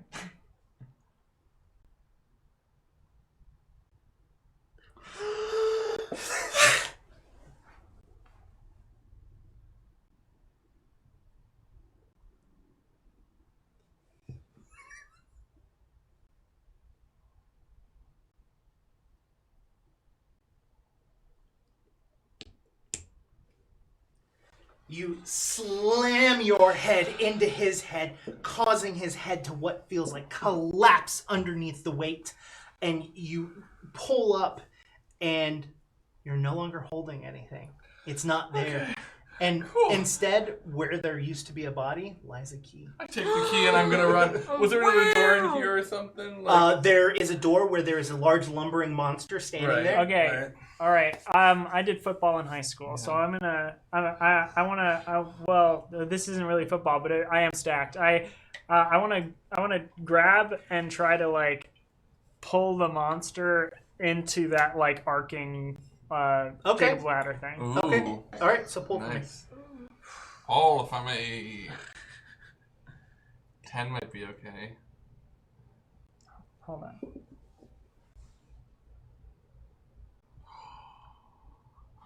It stopped. Oh. From the other side?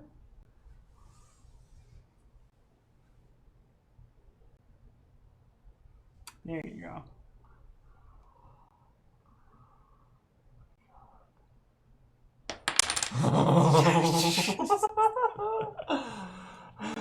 Oh, there's a little fly. Okay. Your phone's not on vibrate, right? Because that would fucking suck. Oh god, I'm just gonna put it in the middle. Oh, I never thought about how the way you put on top does matter. So you reach forward and you grab this lumbering mass by the shoulders and lean back as it's still kind of reeling from both being kicked right in its nuts and then being punched in its organs. And you reel back and you throw it into, like, you lean back and cause the body, your like weight of your body to cause him to go straight into the Jacob's ladder.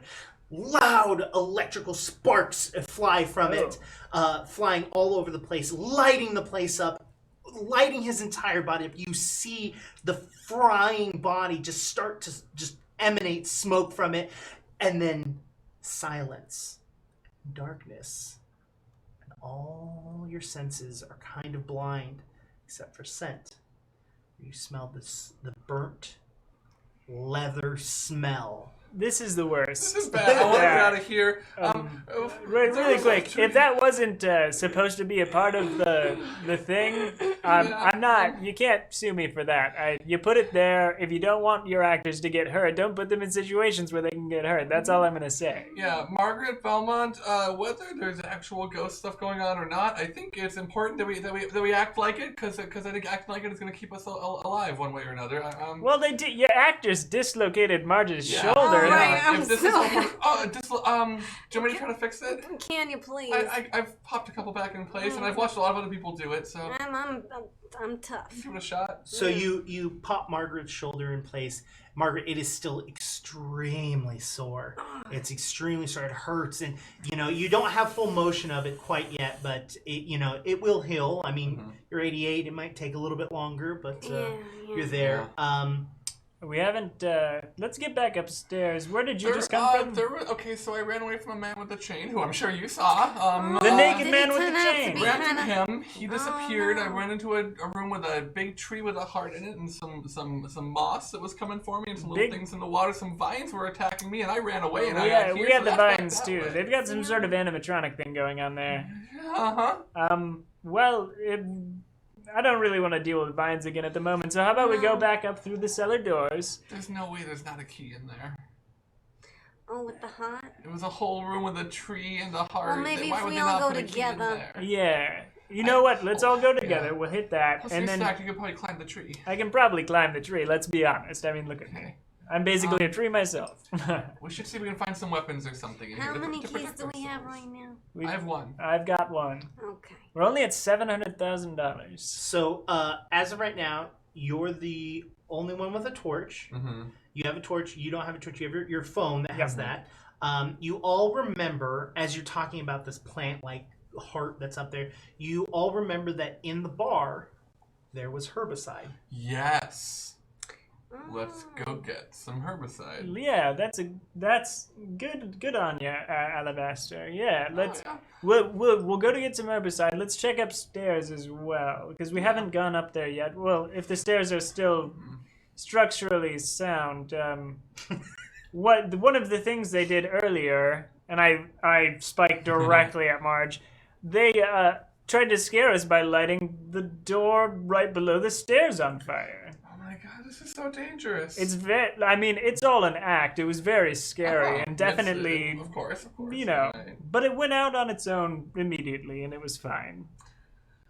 You all head back to the cellar, like the double doors. You open the double doors. You're in the dining room. You notice that the tables have all been pushed up and blocking the window Weird. now. You walk out into the foyer to go to that, and you hear the sound of creaking chains.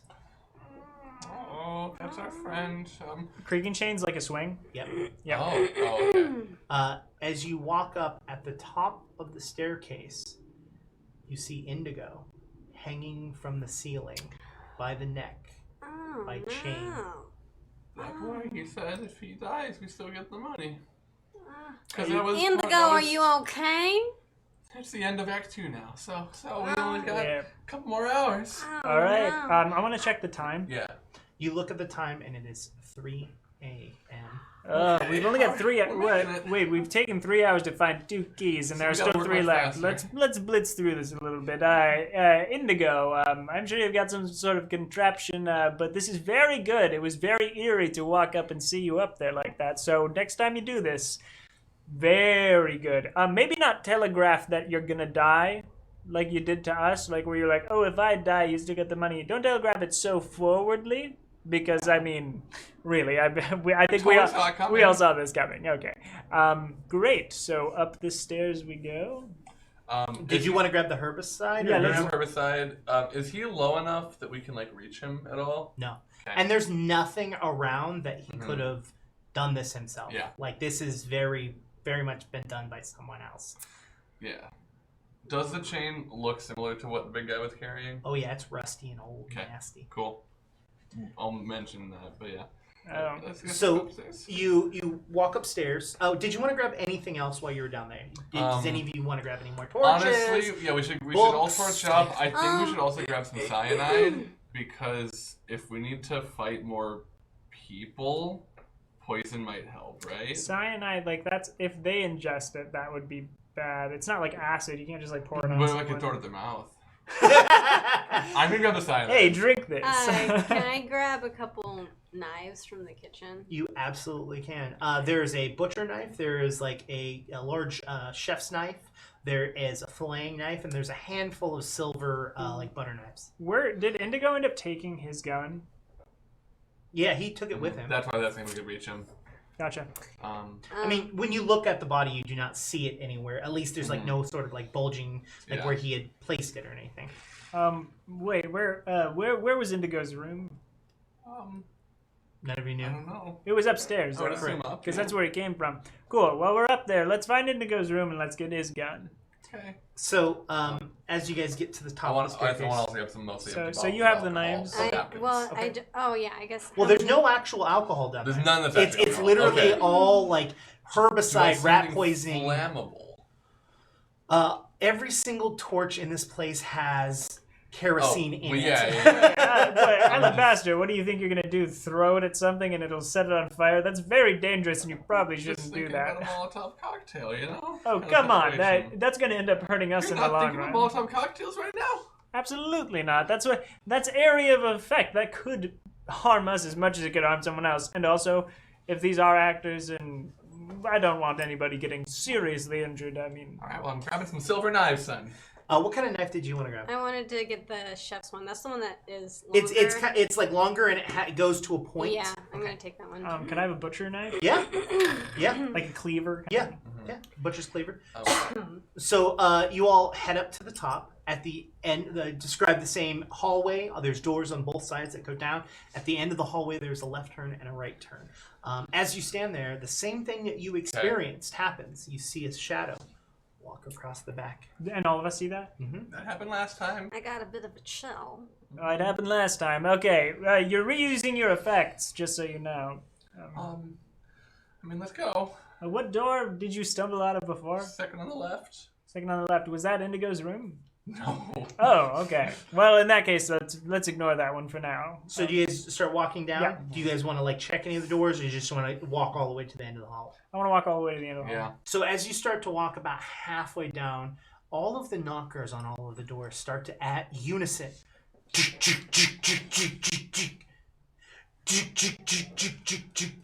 And repeat loud. It's echoing in this hallway. As that happens at the end of the hallway, the torch goes out.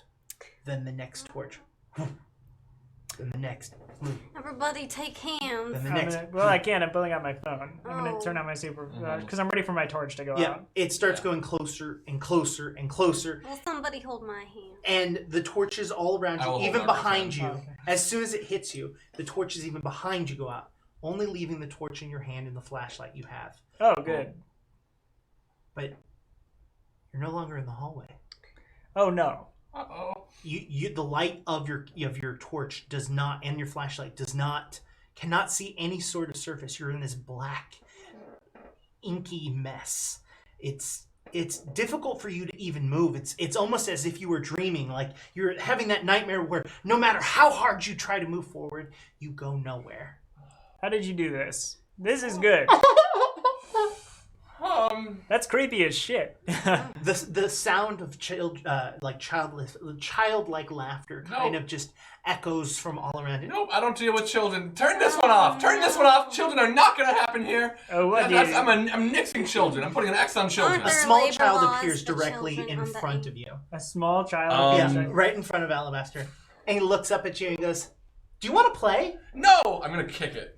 All right, so you... I do not trust this. I do not trust this situation. You try and kick it as hard as you can, and I want you to pull. Okay, me too.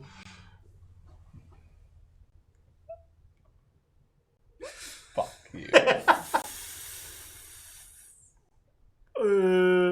Sorry, I'll be quiet.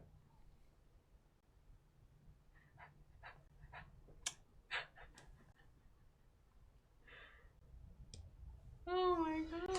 You start to put as much weight as you possibly can, and your foot slowly moves closer to the child, and the child kind of steps to the side and watches your foot go past and goes, "I don't like that kind of game. Tag, you're it!" And starts to run I'm Just gonna- like freely. freely. Yeah. Can I chase him?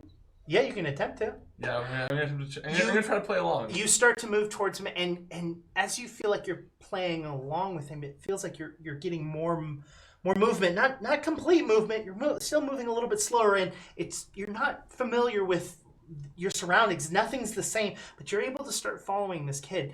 The two of you, Belmont and Margaret, you start to see Alabaster move away from you, and the two of you are unable to move at all. I mean, you can. Alabaster. Yeah, I'm playing Don't tag. go too far. How are you running? I can't even fucking move. Alabaster starts to kind of drift off into the darkness, and you hear, the two of you hear a voice, "Oh, a little snack." And I like turn and look at that door. Is it like creaked open? No, there's no doors. You're No, literally that's right, in that's this right. like black inky space. I think a shadow place kind of. Kind of, yeah. You see what seems to be strange, a large, tall, slender shadow within this darkness. It reaches out, and you can feel a finger touch your face and a down your neck. No, stop that. And as you're like reaching up to stop it, you're unable to get up in time as it moves down your chest and goes, "I think I'll eat you first." I'm not stacked like pancakes. I'm stacked like arsenic. Like The hand moves to the opposite side of you as you're trying to like swat it away, to like off to the side and behind you, and you can hear it get close to your ear and speak. "Yes, you'll definitely be first." Monty, are you okay? I can barely move. But I just no. All of a Yeah. sudden, your right hand, there's the small child is holding your hand and says, "Quick, with me!" and reaches over and grabs your hand, Margaret. And both of you feel like you've got complete movement. It's still difficult for you to move, but you've got complete movement. Oh yes, I'll go with, as long as you don't think I'm a snack. Unless you mean in the thirsty sense, then yes, I'm definitely a snack, but not for a child. Shut up. He starts running, kind of pulling you, almost dragging you along. Like you're assisting, but Yeah. this child is definitely. But are you actually a child, by the way? Because like I do think there are child labor laws. So you both kind of like wake up, and you're at the T of the hallway. All three of you. Drugs in the food. Oh my god, drugs in the food. Drugs in the Drugs food. in the food. What? I mean, before that could be explained just physically. They were switching things. That's right. Drugs in the food. Drugs in the food. Prescribed? You all look up, and there stands a large man, naked, holding chains. Fuck. Is this him? Is he in the hallway like where we came from? Mm-hmm. Okay. Let's pick a direction and run. I did football in high school. Okay, I'm gonna run down the way that the shadow walked towards. Okay. So do we have like, is there like an over ledge like next to me, like on this hallway thing? So it's literally like a straight hallway that tees out. There's no like ledge or. Okay. Then I wanna, and he's at the end of the T in the hallway. No, you're at the T. Oh, I'm at and, the T. and he's coming from the direction you all came. So he's coming from where Indigo's body is, and is. Got it. Okay. Yeah, I'm gonna run him down and I want to check him into a wall. All right, pull for it. Okay. Goodbye. Nope.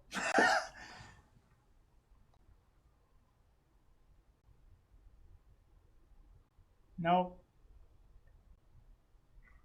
Nope. Okay. All right. Ah. That's the middle.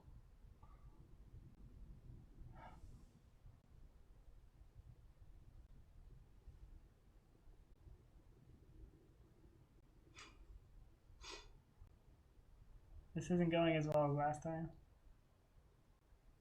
Oh, it's getting stuck. It's getting stuck.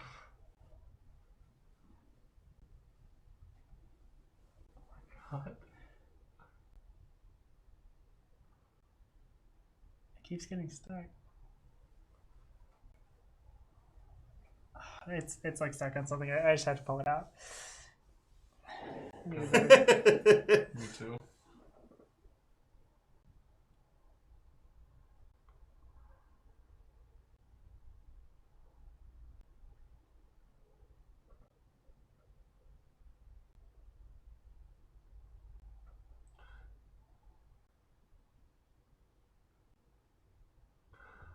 Oh my god.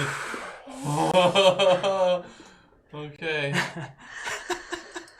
But now what do we do next time? Oh my god! We gotta loosen something else. I love how far off frame we are. We are now 2 full rows above what you can see, just so you know. Yeah, I wonder if we're gonna get to the point where you can see it in mine and Franny's camera. Oh, that'll be fun. Okay. You run towards it. It swings its chains. The chains start to drag against the walls as it tries to, and you just duck and just shoulder check it right in the chest, and it falls back and lands on its back. You've now tackled it to the ground. Your shoulders in its chest. Your arms are wrapped around him, and you are both on the ground.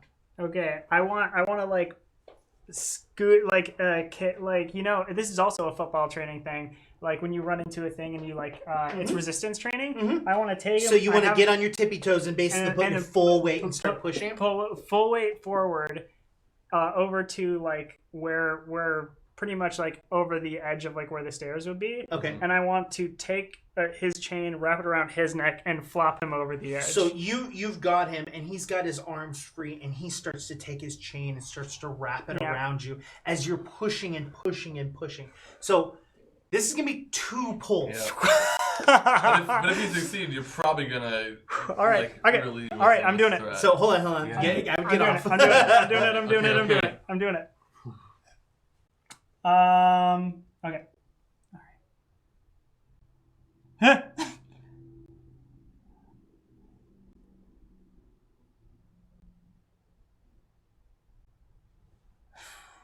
None of these are good.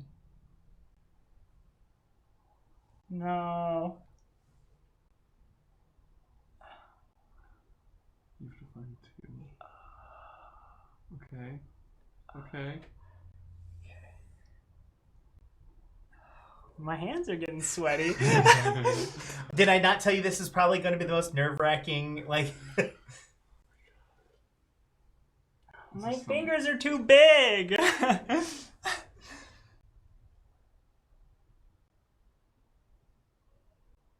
my god.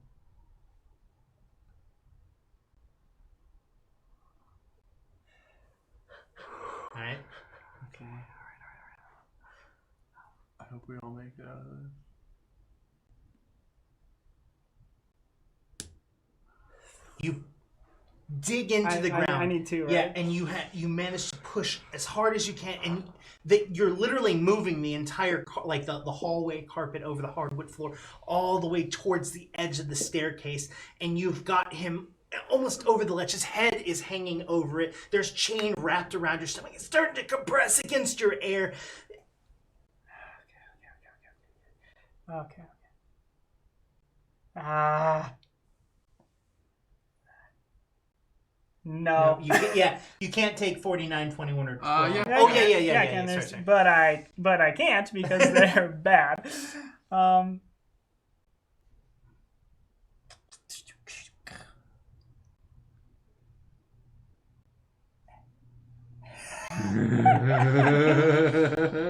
Take the bottom one.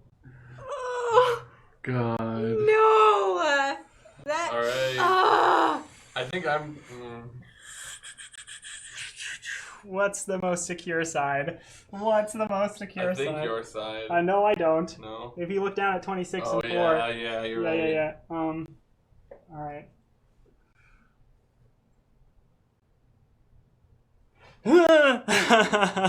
Oh my You god! push him to the edge. Oh my god! As you are on the edge, you manage to grab some of the chain and wrap it around his neck, and you roll off of him and push him, holding the chain, as you kind of put your foot to his back and push, and slowly you see the chain wrap around his throat, tightening, and you see his face turn blue.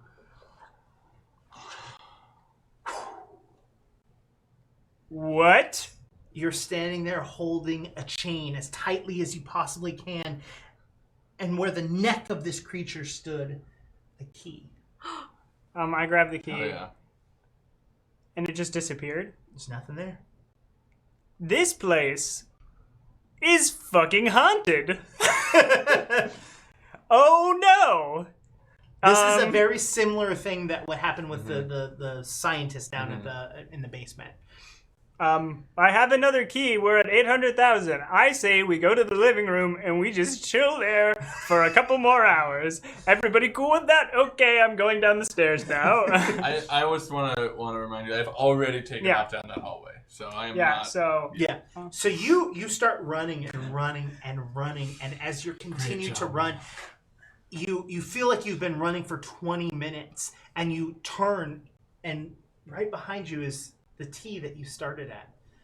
And you go and you start running and running and running again, and you turn, you're at that T again. I'm gonna run the other way. You turn around and you start to run, and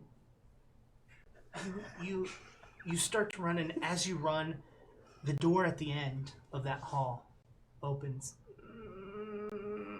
God. All right. And the sound of a creaking chair. Motherfucker. Hey, it's me again. Come on in. Yeah, I'm okay, listen. I'm gonna come in. Don't do any, weird shit, okay? Do you have a key for me? Can you tell me that now? I'll do what you want, but do you have a key? I mean, that's kind of the problem. I can't get out. I know you can't get out, but in there, where you can't get out of, is there a key that I might want? I have a key. Okay, I'm coming in. And I'm gonna try to mask. I do have a knife from the kitchen, and I'm hiding that I have that. But, Okay. Yeah. You walk into the room, and again, the door slams behind you as soon I'm as you're ready in. for it this time. Okay. Yep. That's cool. Still a cool thing you did. She's no. behind you again. Okay. Oh no. Hey, can I get your name or something since we're hanging out so much? This time you can feel her tongue run across the ear that was bitten earlier, licking some of the blood that emanates from your ear. You like the taste of blood, huh? Especially yours. Cool. Hey, is that key like in you? And you feel the hands across your chest, both one on top of the other. The fingers almost like entirely wrap around your body, and it starts to grip and pull you closer to them. You can feel their bodies start to press against theirs.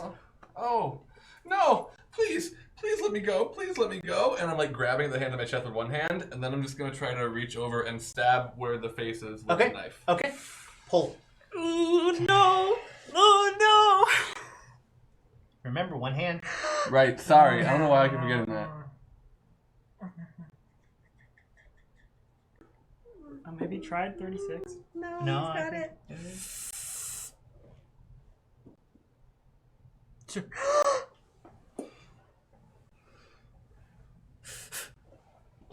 Take your time, please take your time.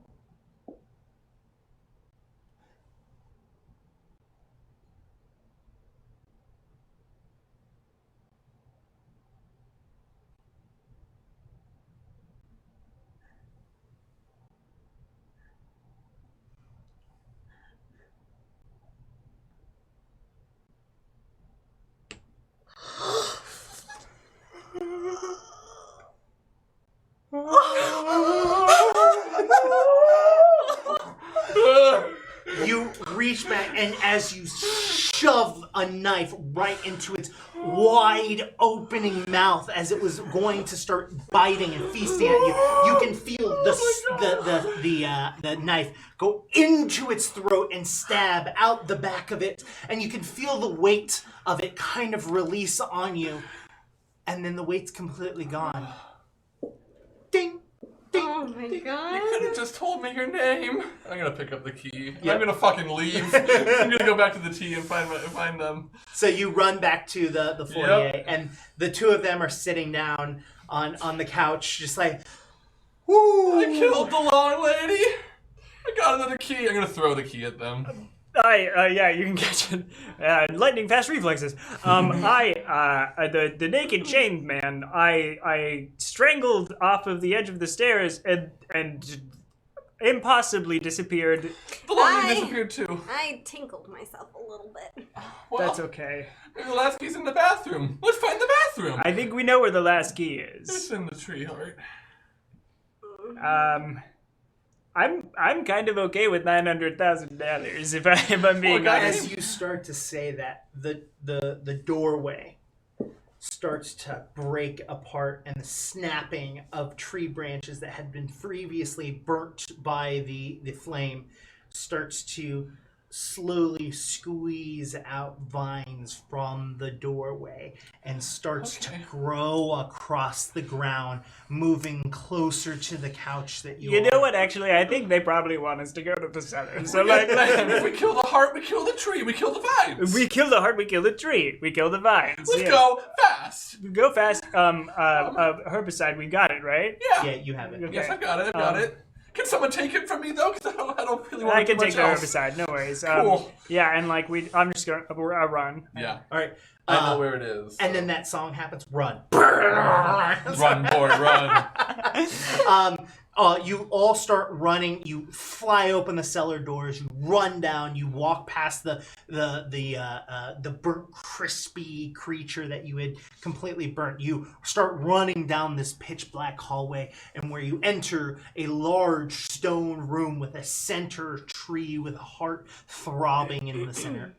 And I want to say, as we're passing all of this stuff, like the bar we passed to get into the kitchen, like or the dining room, remembering the kitchen along the way, like where I saw Judith in the icebox for the first time, and all this stuff, and like passing by that monster that I like burned, and like where the scientist was, it is all like hitting me at once. Like all of this was real, and the whole time I thought it wasn't, and like I could have died several times, and it's like and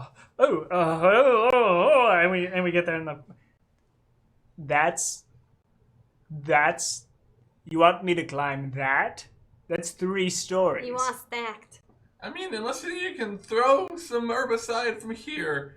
But Plants start to grow along the edges. I wasn't a QB. I wasn't a QB. We got your back. And You feel that you feel that if you start climbing it, the vines are just going to grab you. There's nothing that is distracting this to keep away from just swatting you away. That's why there's 3 of us.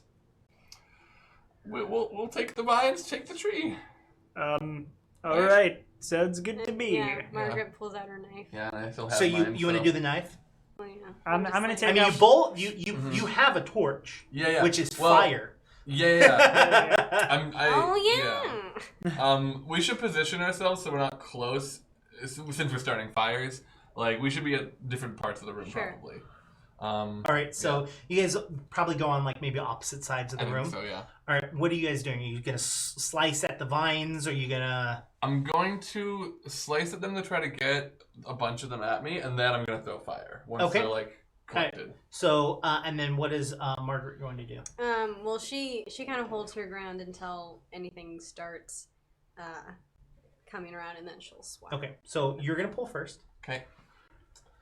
Then Margaret's gonna pull second, And then if Belmont, if the vines are distracted, then I'm gonna go to climb the tree. I want you to know I'm not taking this, but I think we need to stabilize it, or there's no point in moving forward because this is like, well. I think it's stable. Yeah.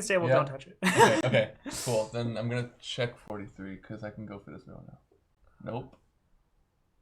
Nope. What No. was it? I said 36. Have you tried 36? no, I Just haven't. give it a little touch. That works.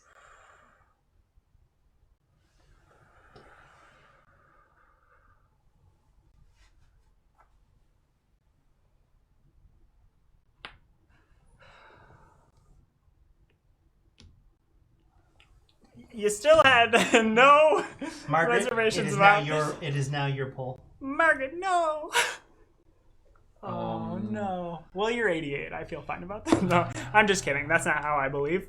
She's the only one of us with a noble reason to want $1 million. Oh yeah, she wants to buy her house for her daughter. Well, her daughter's like 50 something. The capitalism, am I right? Doesn't own a house yet. No, it burnt down. Remember? Oh shoot, no, Well, I that was forgot an that apartment. part. Yeah, I forgot the that. apartment burnt down. Wow, really? 17, 29, 37, any of those? They're tight. 6, 16, 51, we poked all of those? What about 26 at the bottom? Did you try that one? Can you? I'll back up, I'm back here. This is a rough game, guys. You guys have lasted significantly I think longer we're than gonna it. make it, all of us, to the end. You've got a total of 3 pulls left. This one and 2 for you. Here, let me spike the camera. Because you're gonna have 1 to climb, And one to, administer the. Didn't need that. One to administer the. God. Oh! I don't know, you guys. Sorry, there's a flag. I just want to. Is 26 for sure not good? 3rd row or 4th row? That would make it horribly unstable. I wasn't. Yeah, I was thinking. I mean, about you're that. kind of at that point. Yeah. You don't okay, have yeah. a lot of choice. Because the other thing is if you get to a point where you physically can't pull, whoever's turn to pull loses. It's gonna be me, you guys. No, you can do it. It's We can find one. What about 10. 10 looks open. You might want to shift 14, but there's like a little gap at 10. Other side. no? The hard part is that it's only one hand. No, it's yeah. Because some of them are looser from the other side, right? That makes no sense. What the fuck am I talking about?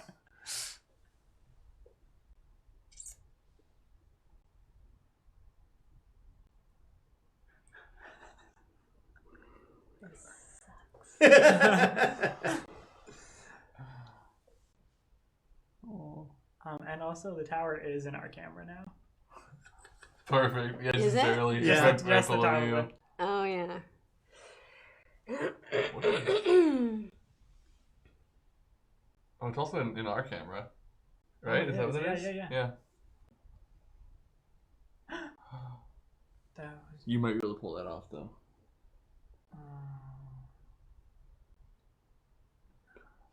You gotta pull. You're gonna. I mean, the other option is you can intentionally cause it to crash.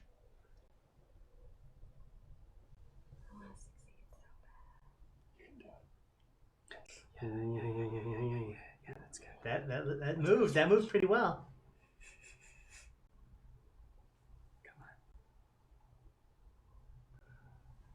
No, it got stuck.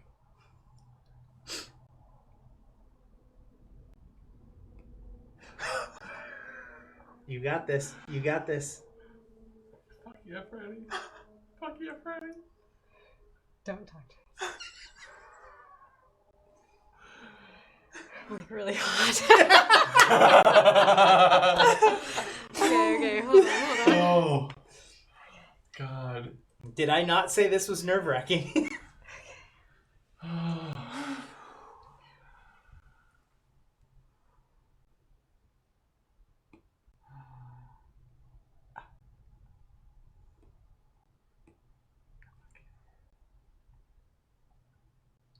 This is gonna be the telling one because as soon as it leaves 23, Yeah.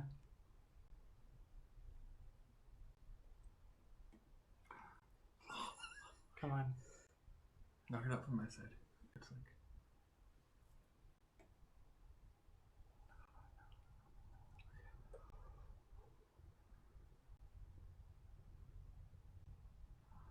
Alright, tap it from like me. Right?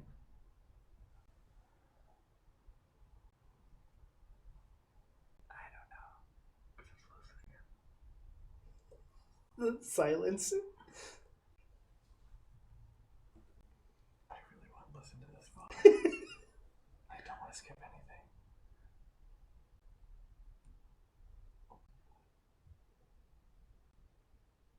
I think you can pull this. I think you got this. I think so too. This is there. It's there. Grab it. Take it. One hand. One hand. You got this.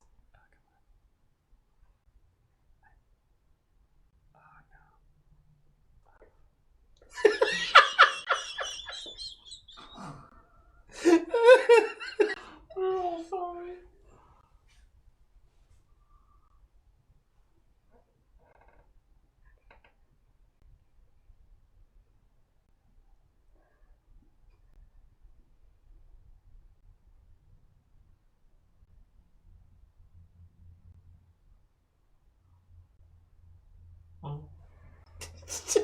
I hate this so much. I'm like not okay right now. I turn my head around.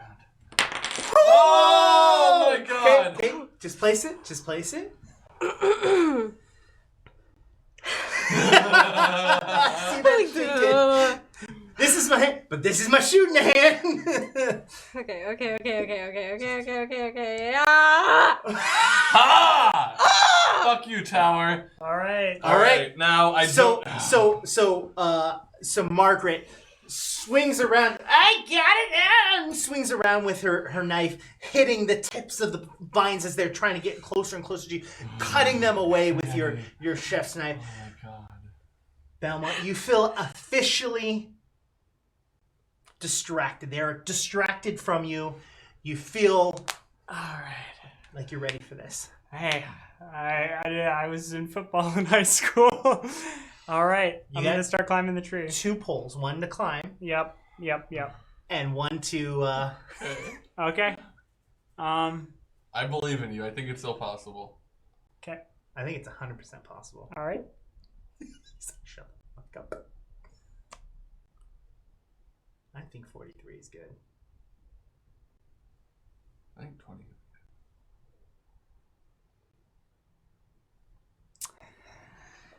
Nope. All right. Okay. That's all right.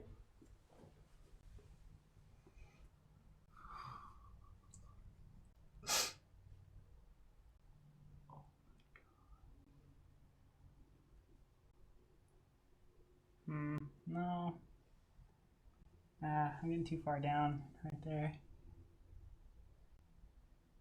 There's a couple stacks of 3 still down there. They're so Yeah, they're tiny. so But locked maybe in. you tap them. I don't even know how you did that. I've never seen anybody do that before.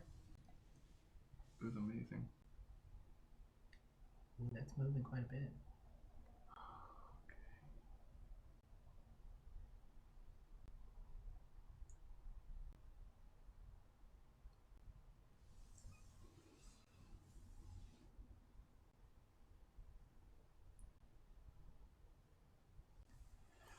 Okay. Okay. And now you can go for 13, 18, or 30 if those are loose. You Now, once that's on top.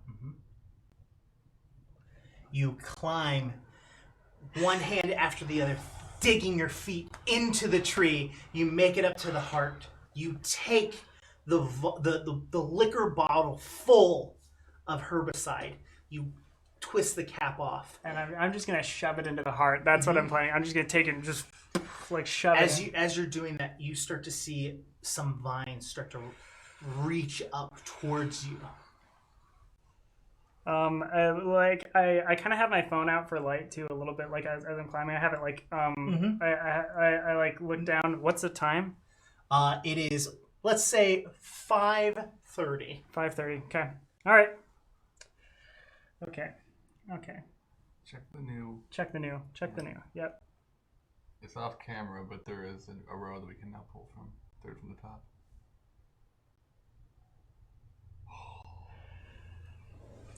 I think so. All right. All right. 13. Lucky seems movable. 13. Oh, is it going to end on 13? Oh. Okay, 13 is not as promising as we once thought. They're not giving up yet. I'm gonna Get try. your fat fingers in there.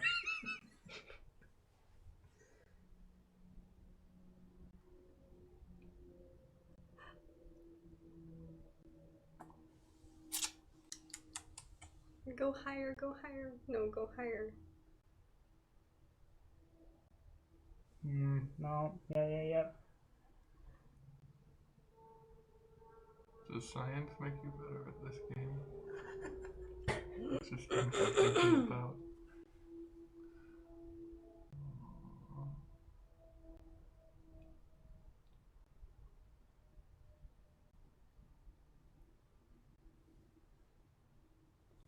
Is that 43 you're going for?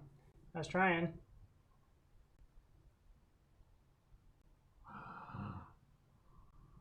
It's, that 48 has weakened the top so much that it's... Yeah. Pulling anything from.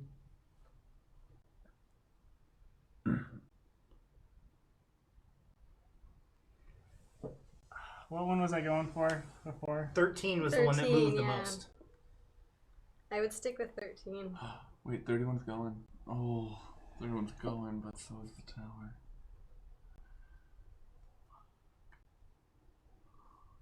I feel like someone should narrate this whole entire thing. We need like golf commentators.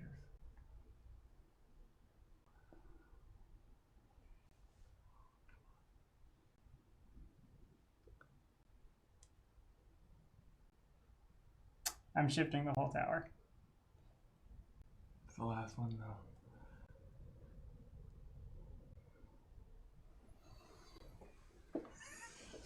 Hands are sweaty. Come on, sassy fingers. Do you have Mom's spaghetti. Mama's biscotti.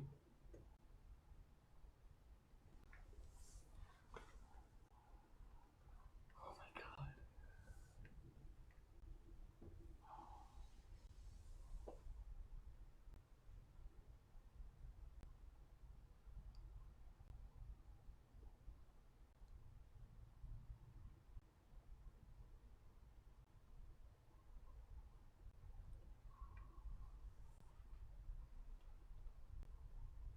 This is definitely a stream you have to watch. Yeah, at least parts of it.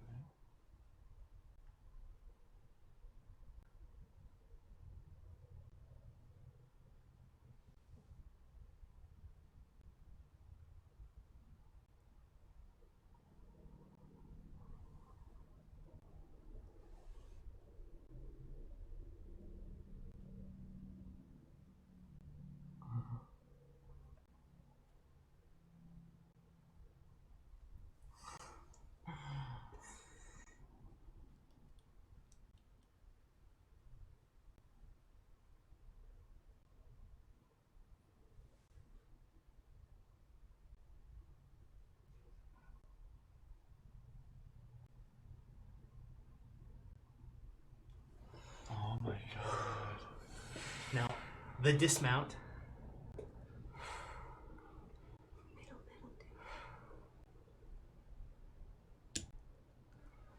Dread, baby. You take the bottle. Oh!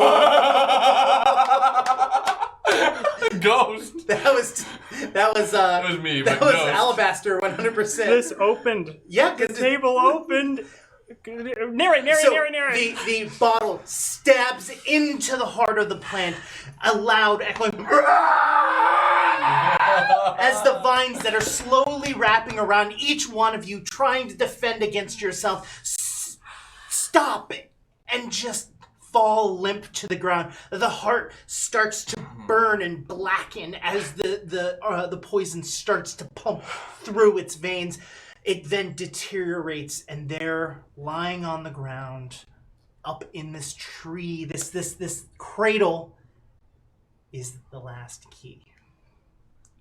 Monty, you did it! I'm a billionaire now. I'm the first self-made billionaire. I grab it and we head back up to the living room. You run the fuck out as you start to run through the twisting, turning hallways and these long black darkness.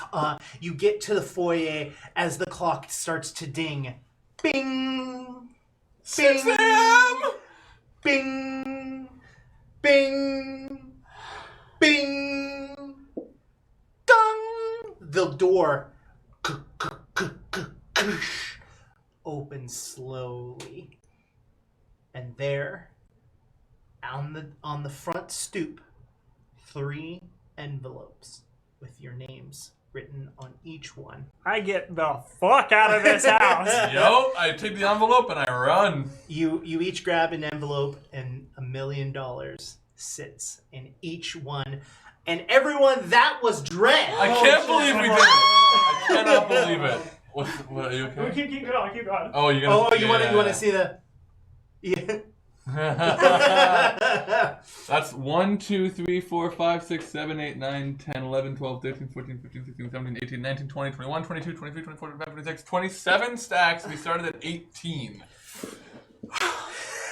Wow. Congratulations, all 3 of you. I am so unbelieved that none of you died. I tell you as a GM, I did not remove polls. I did not try to stagger any of this. I thought it would be interesting if one of you died. I thought so too. And none of you died. Congratulations. You got your daughter a house. I got my daughter a house. And Yeah. I got to pay off the mafia. That's why. And I'm a billionaire.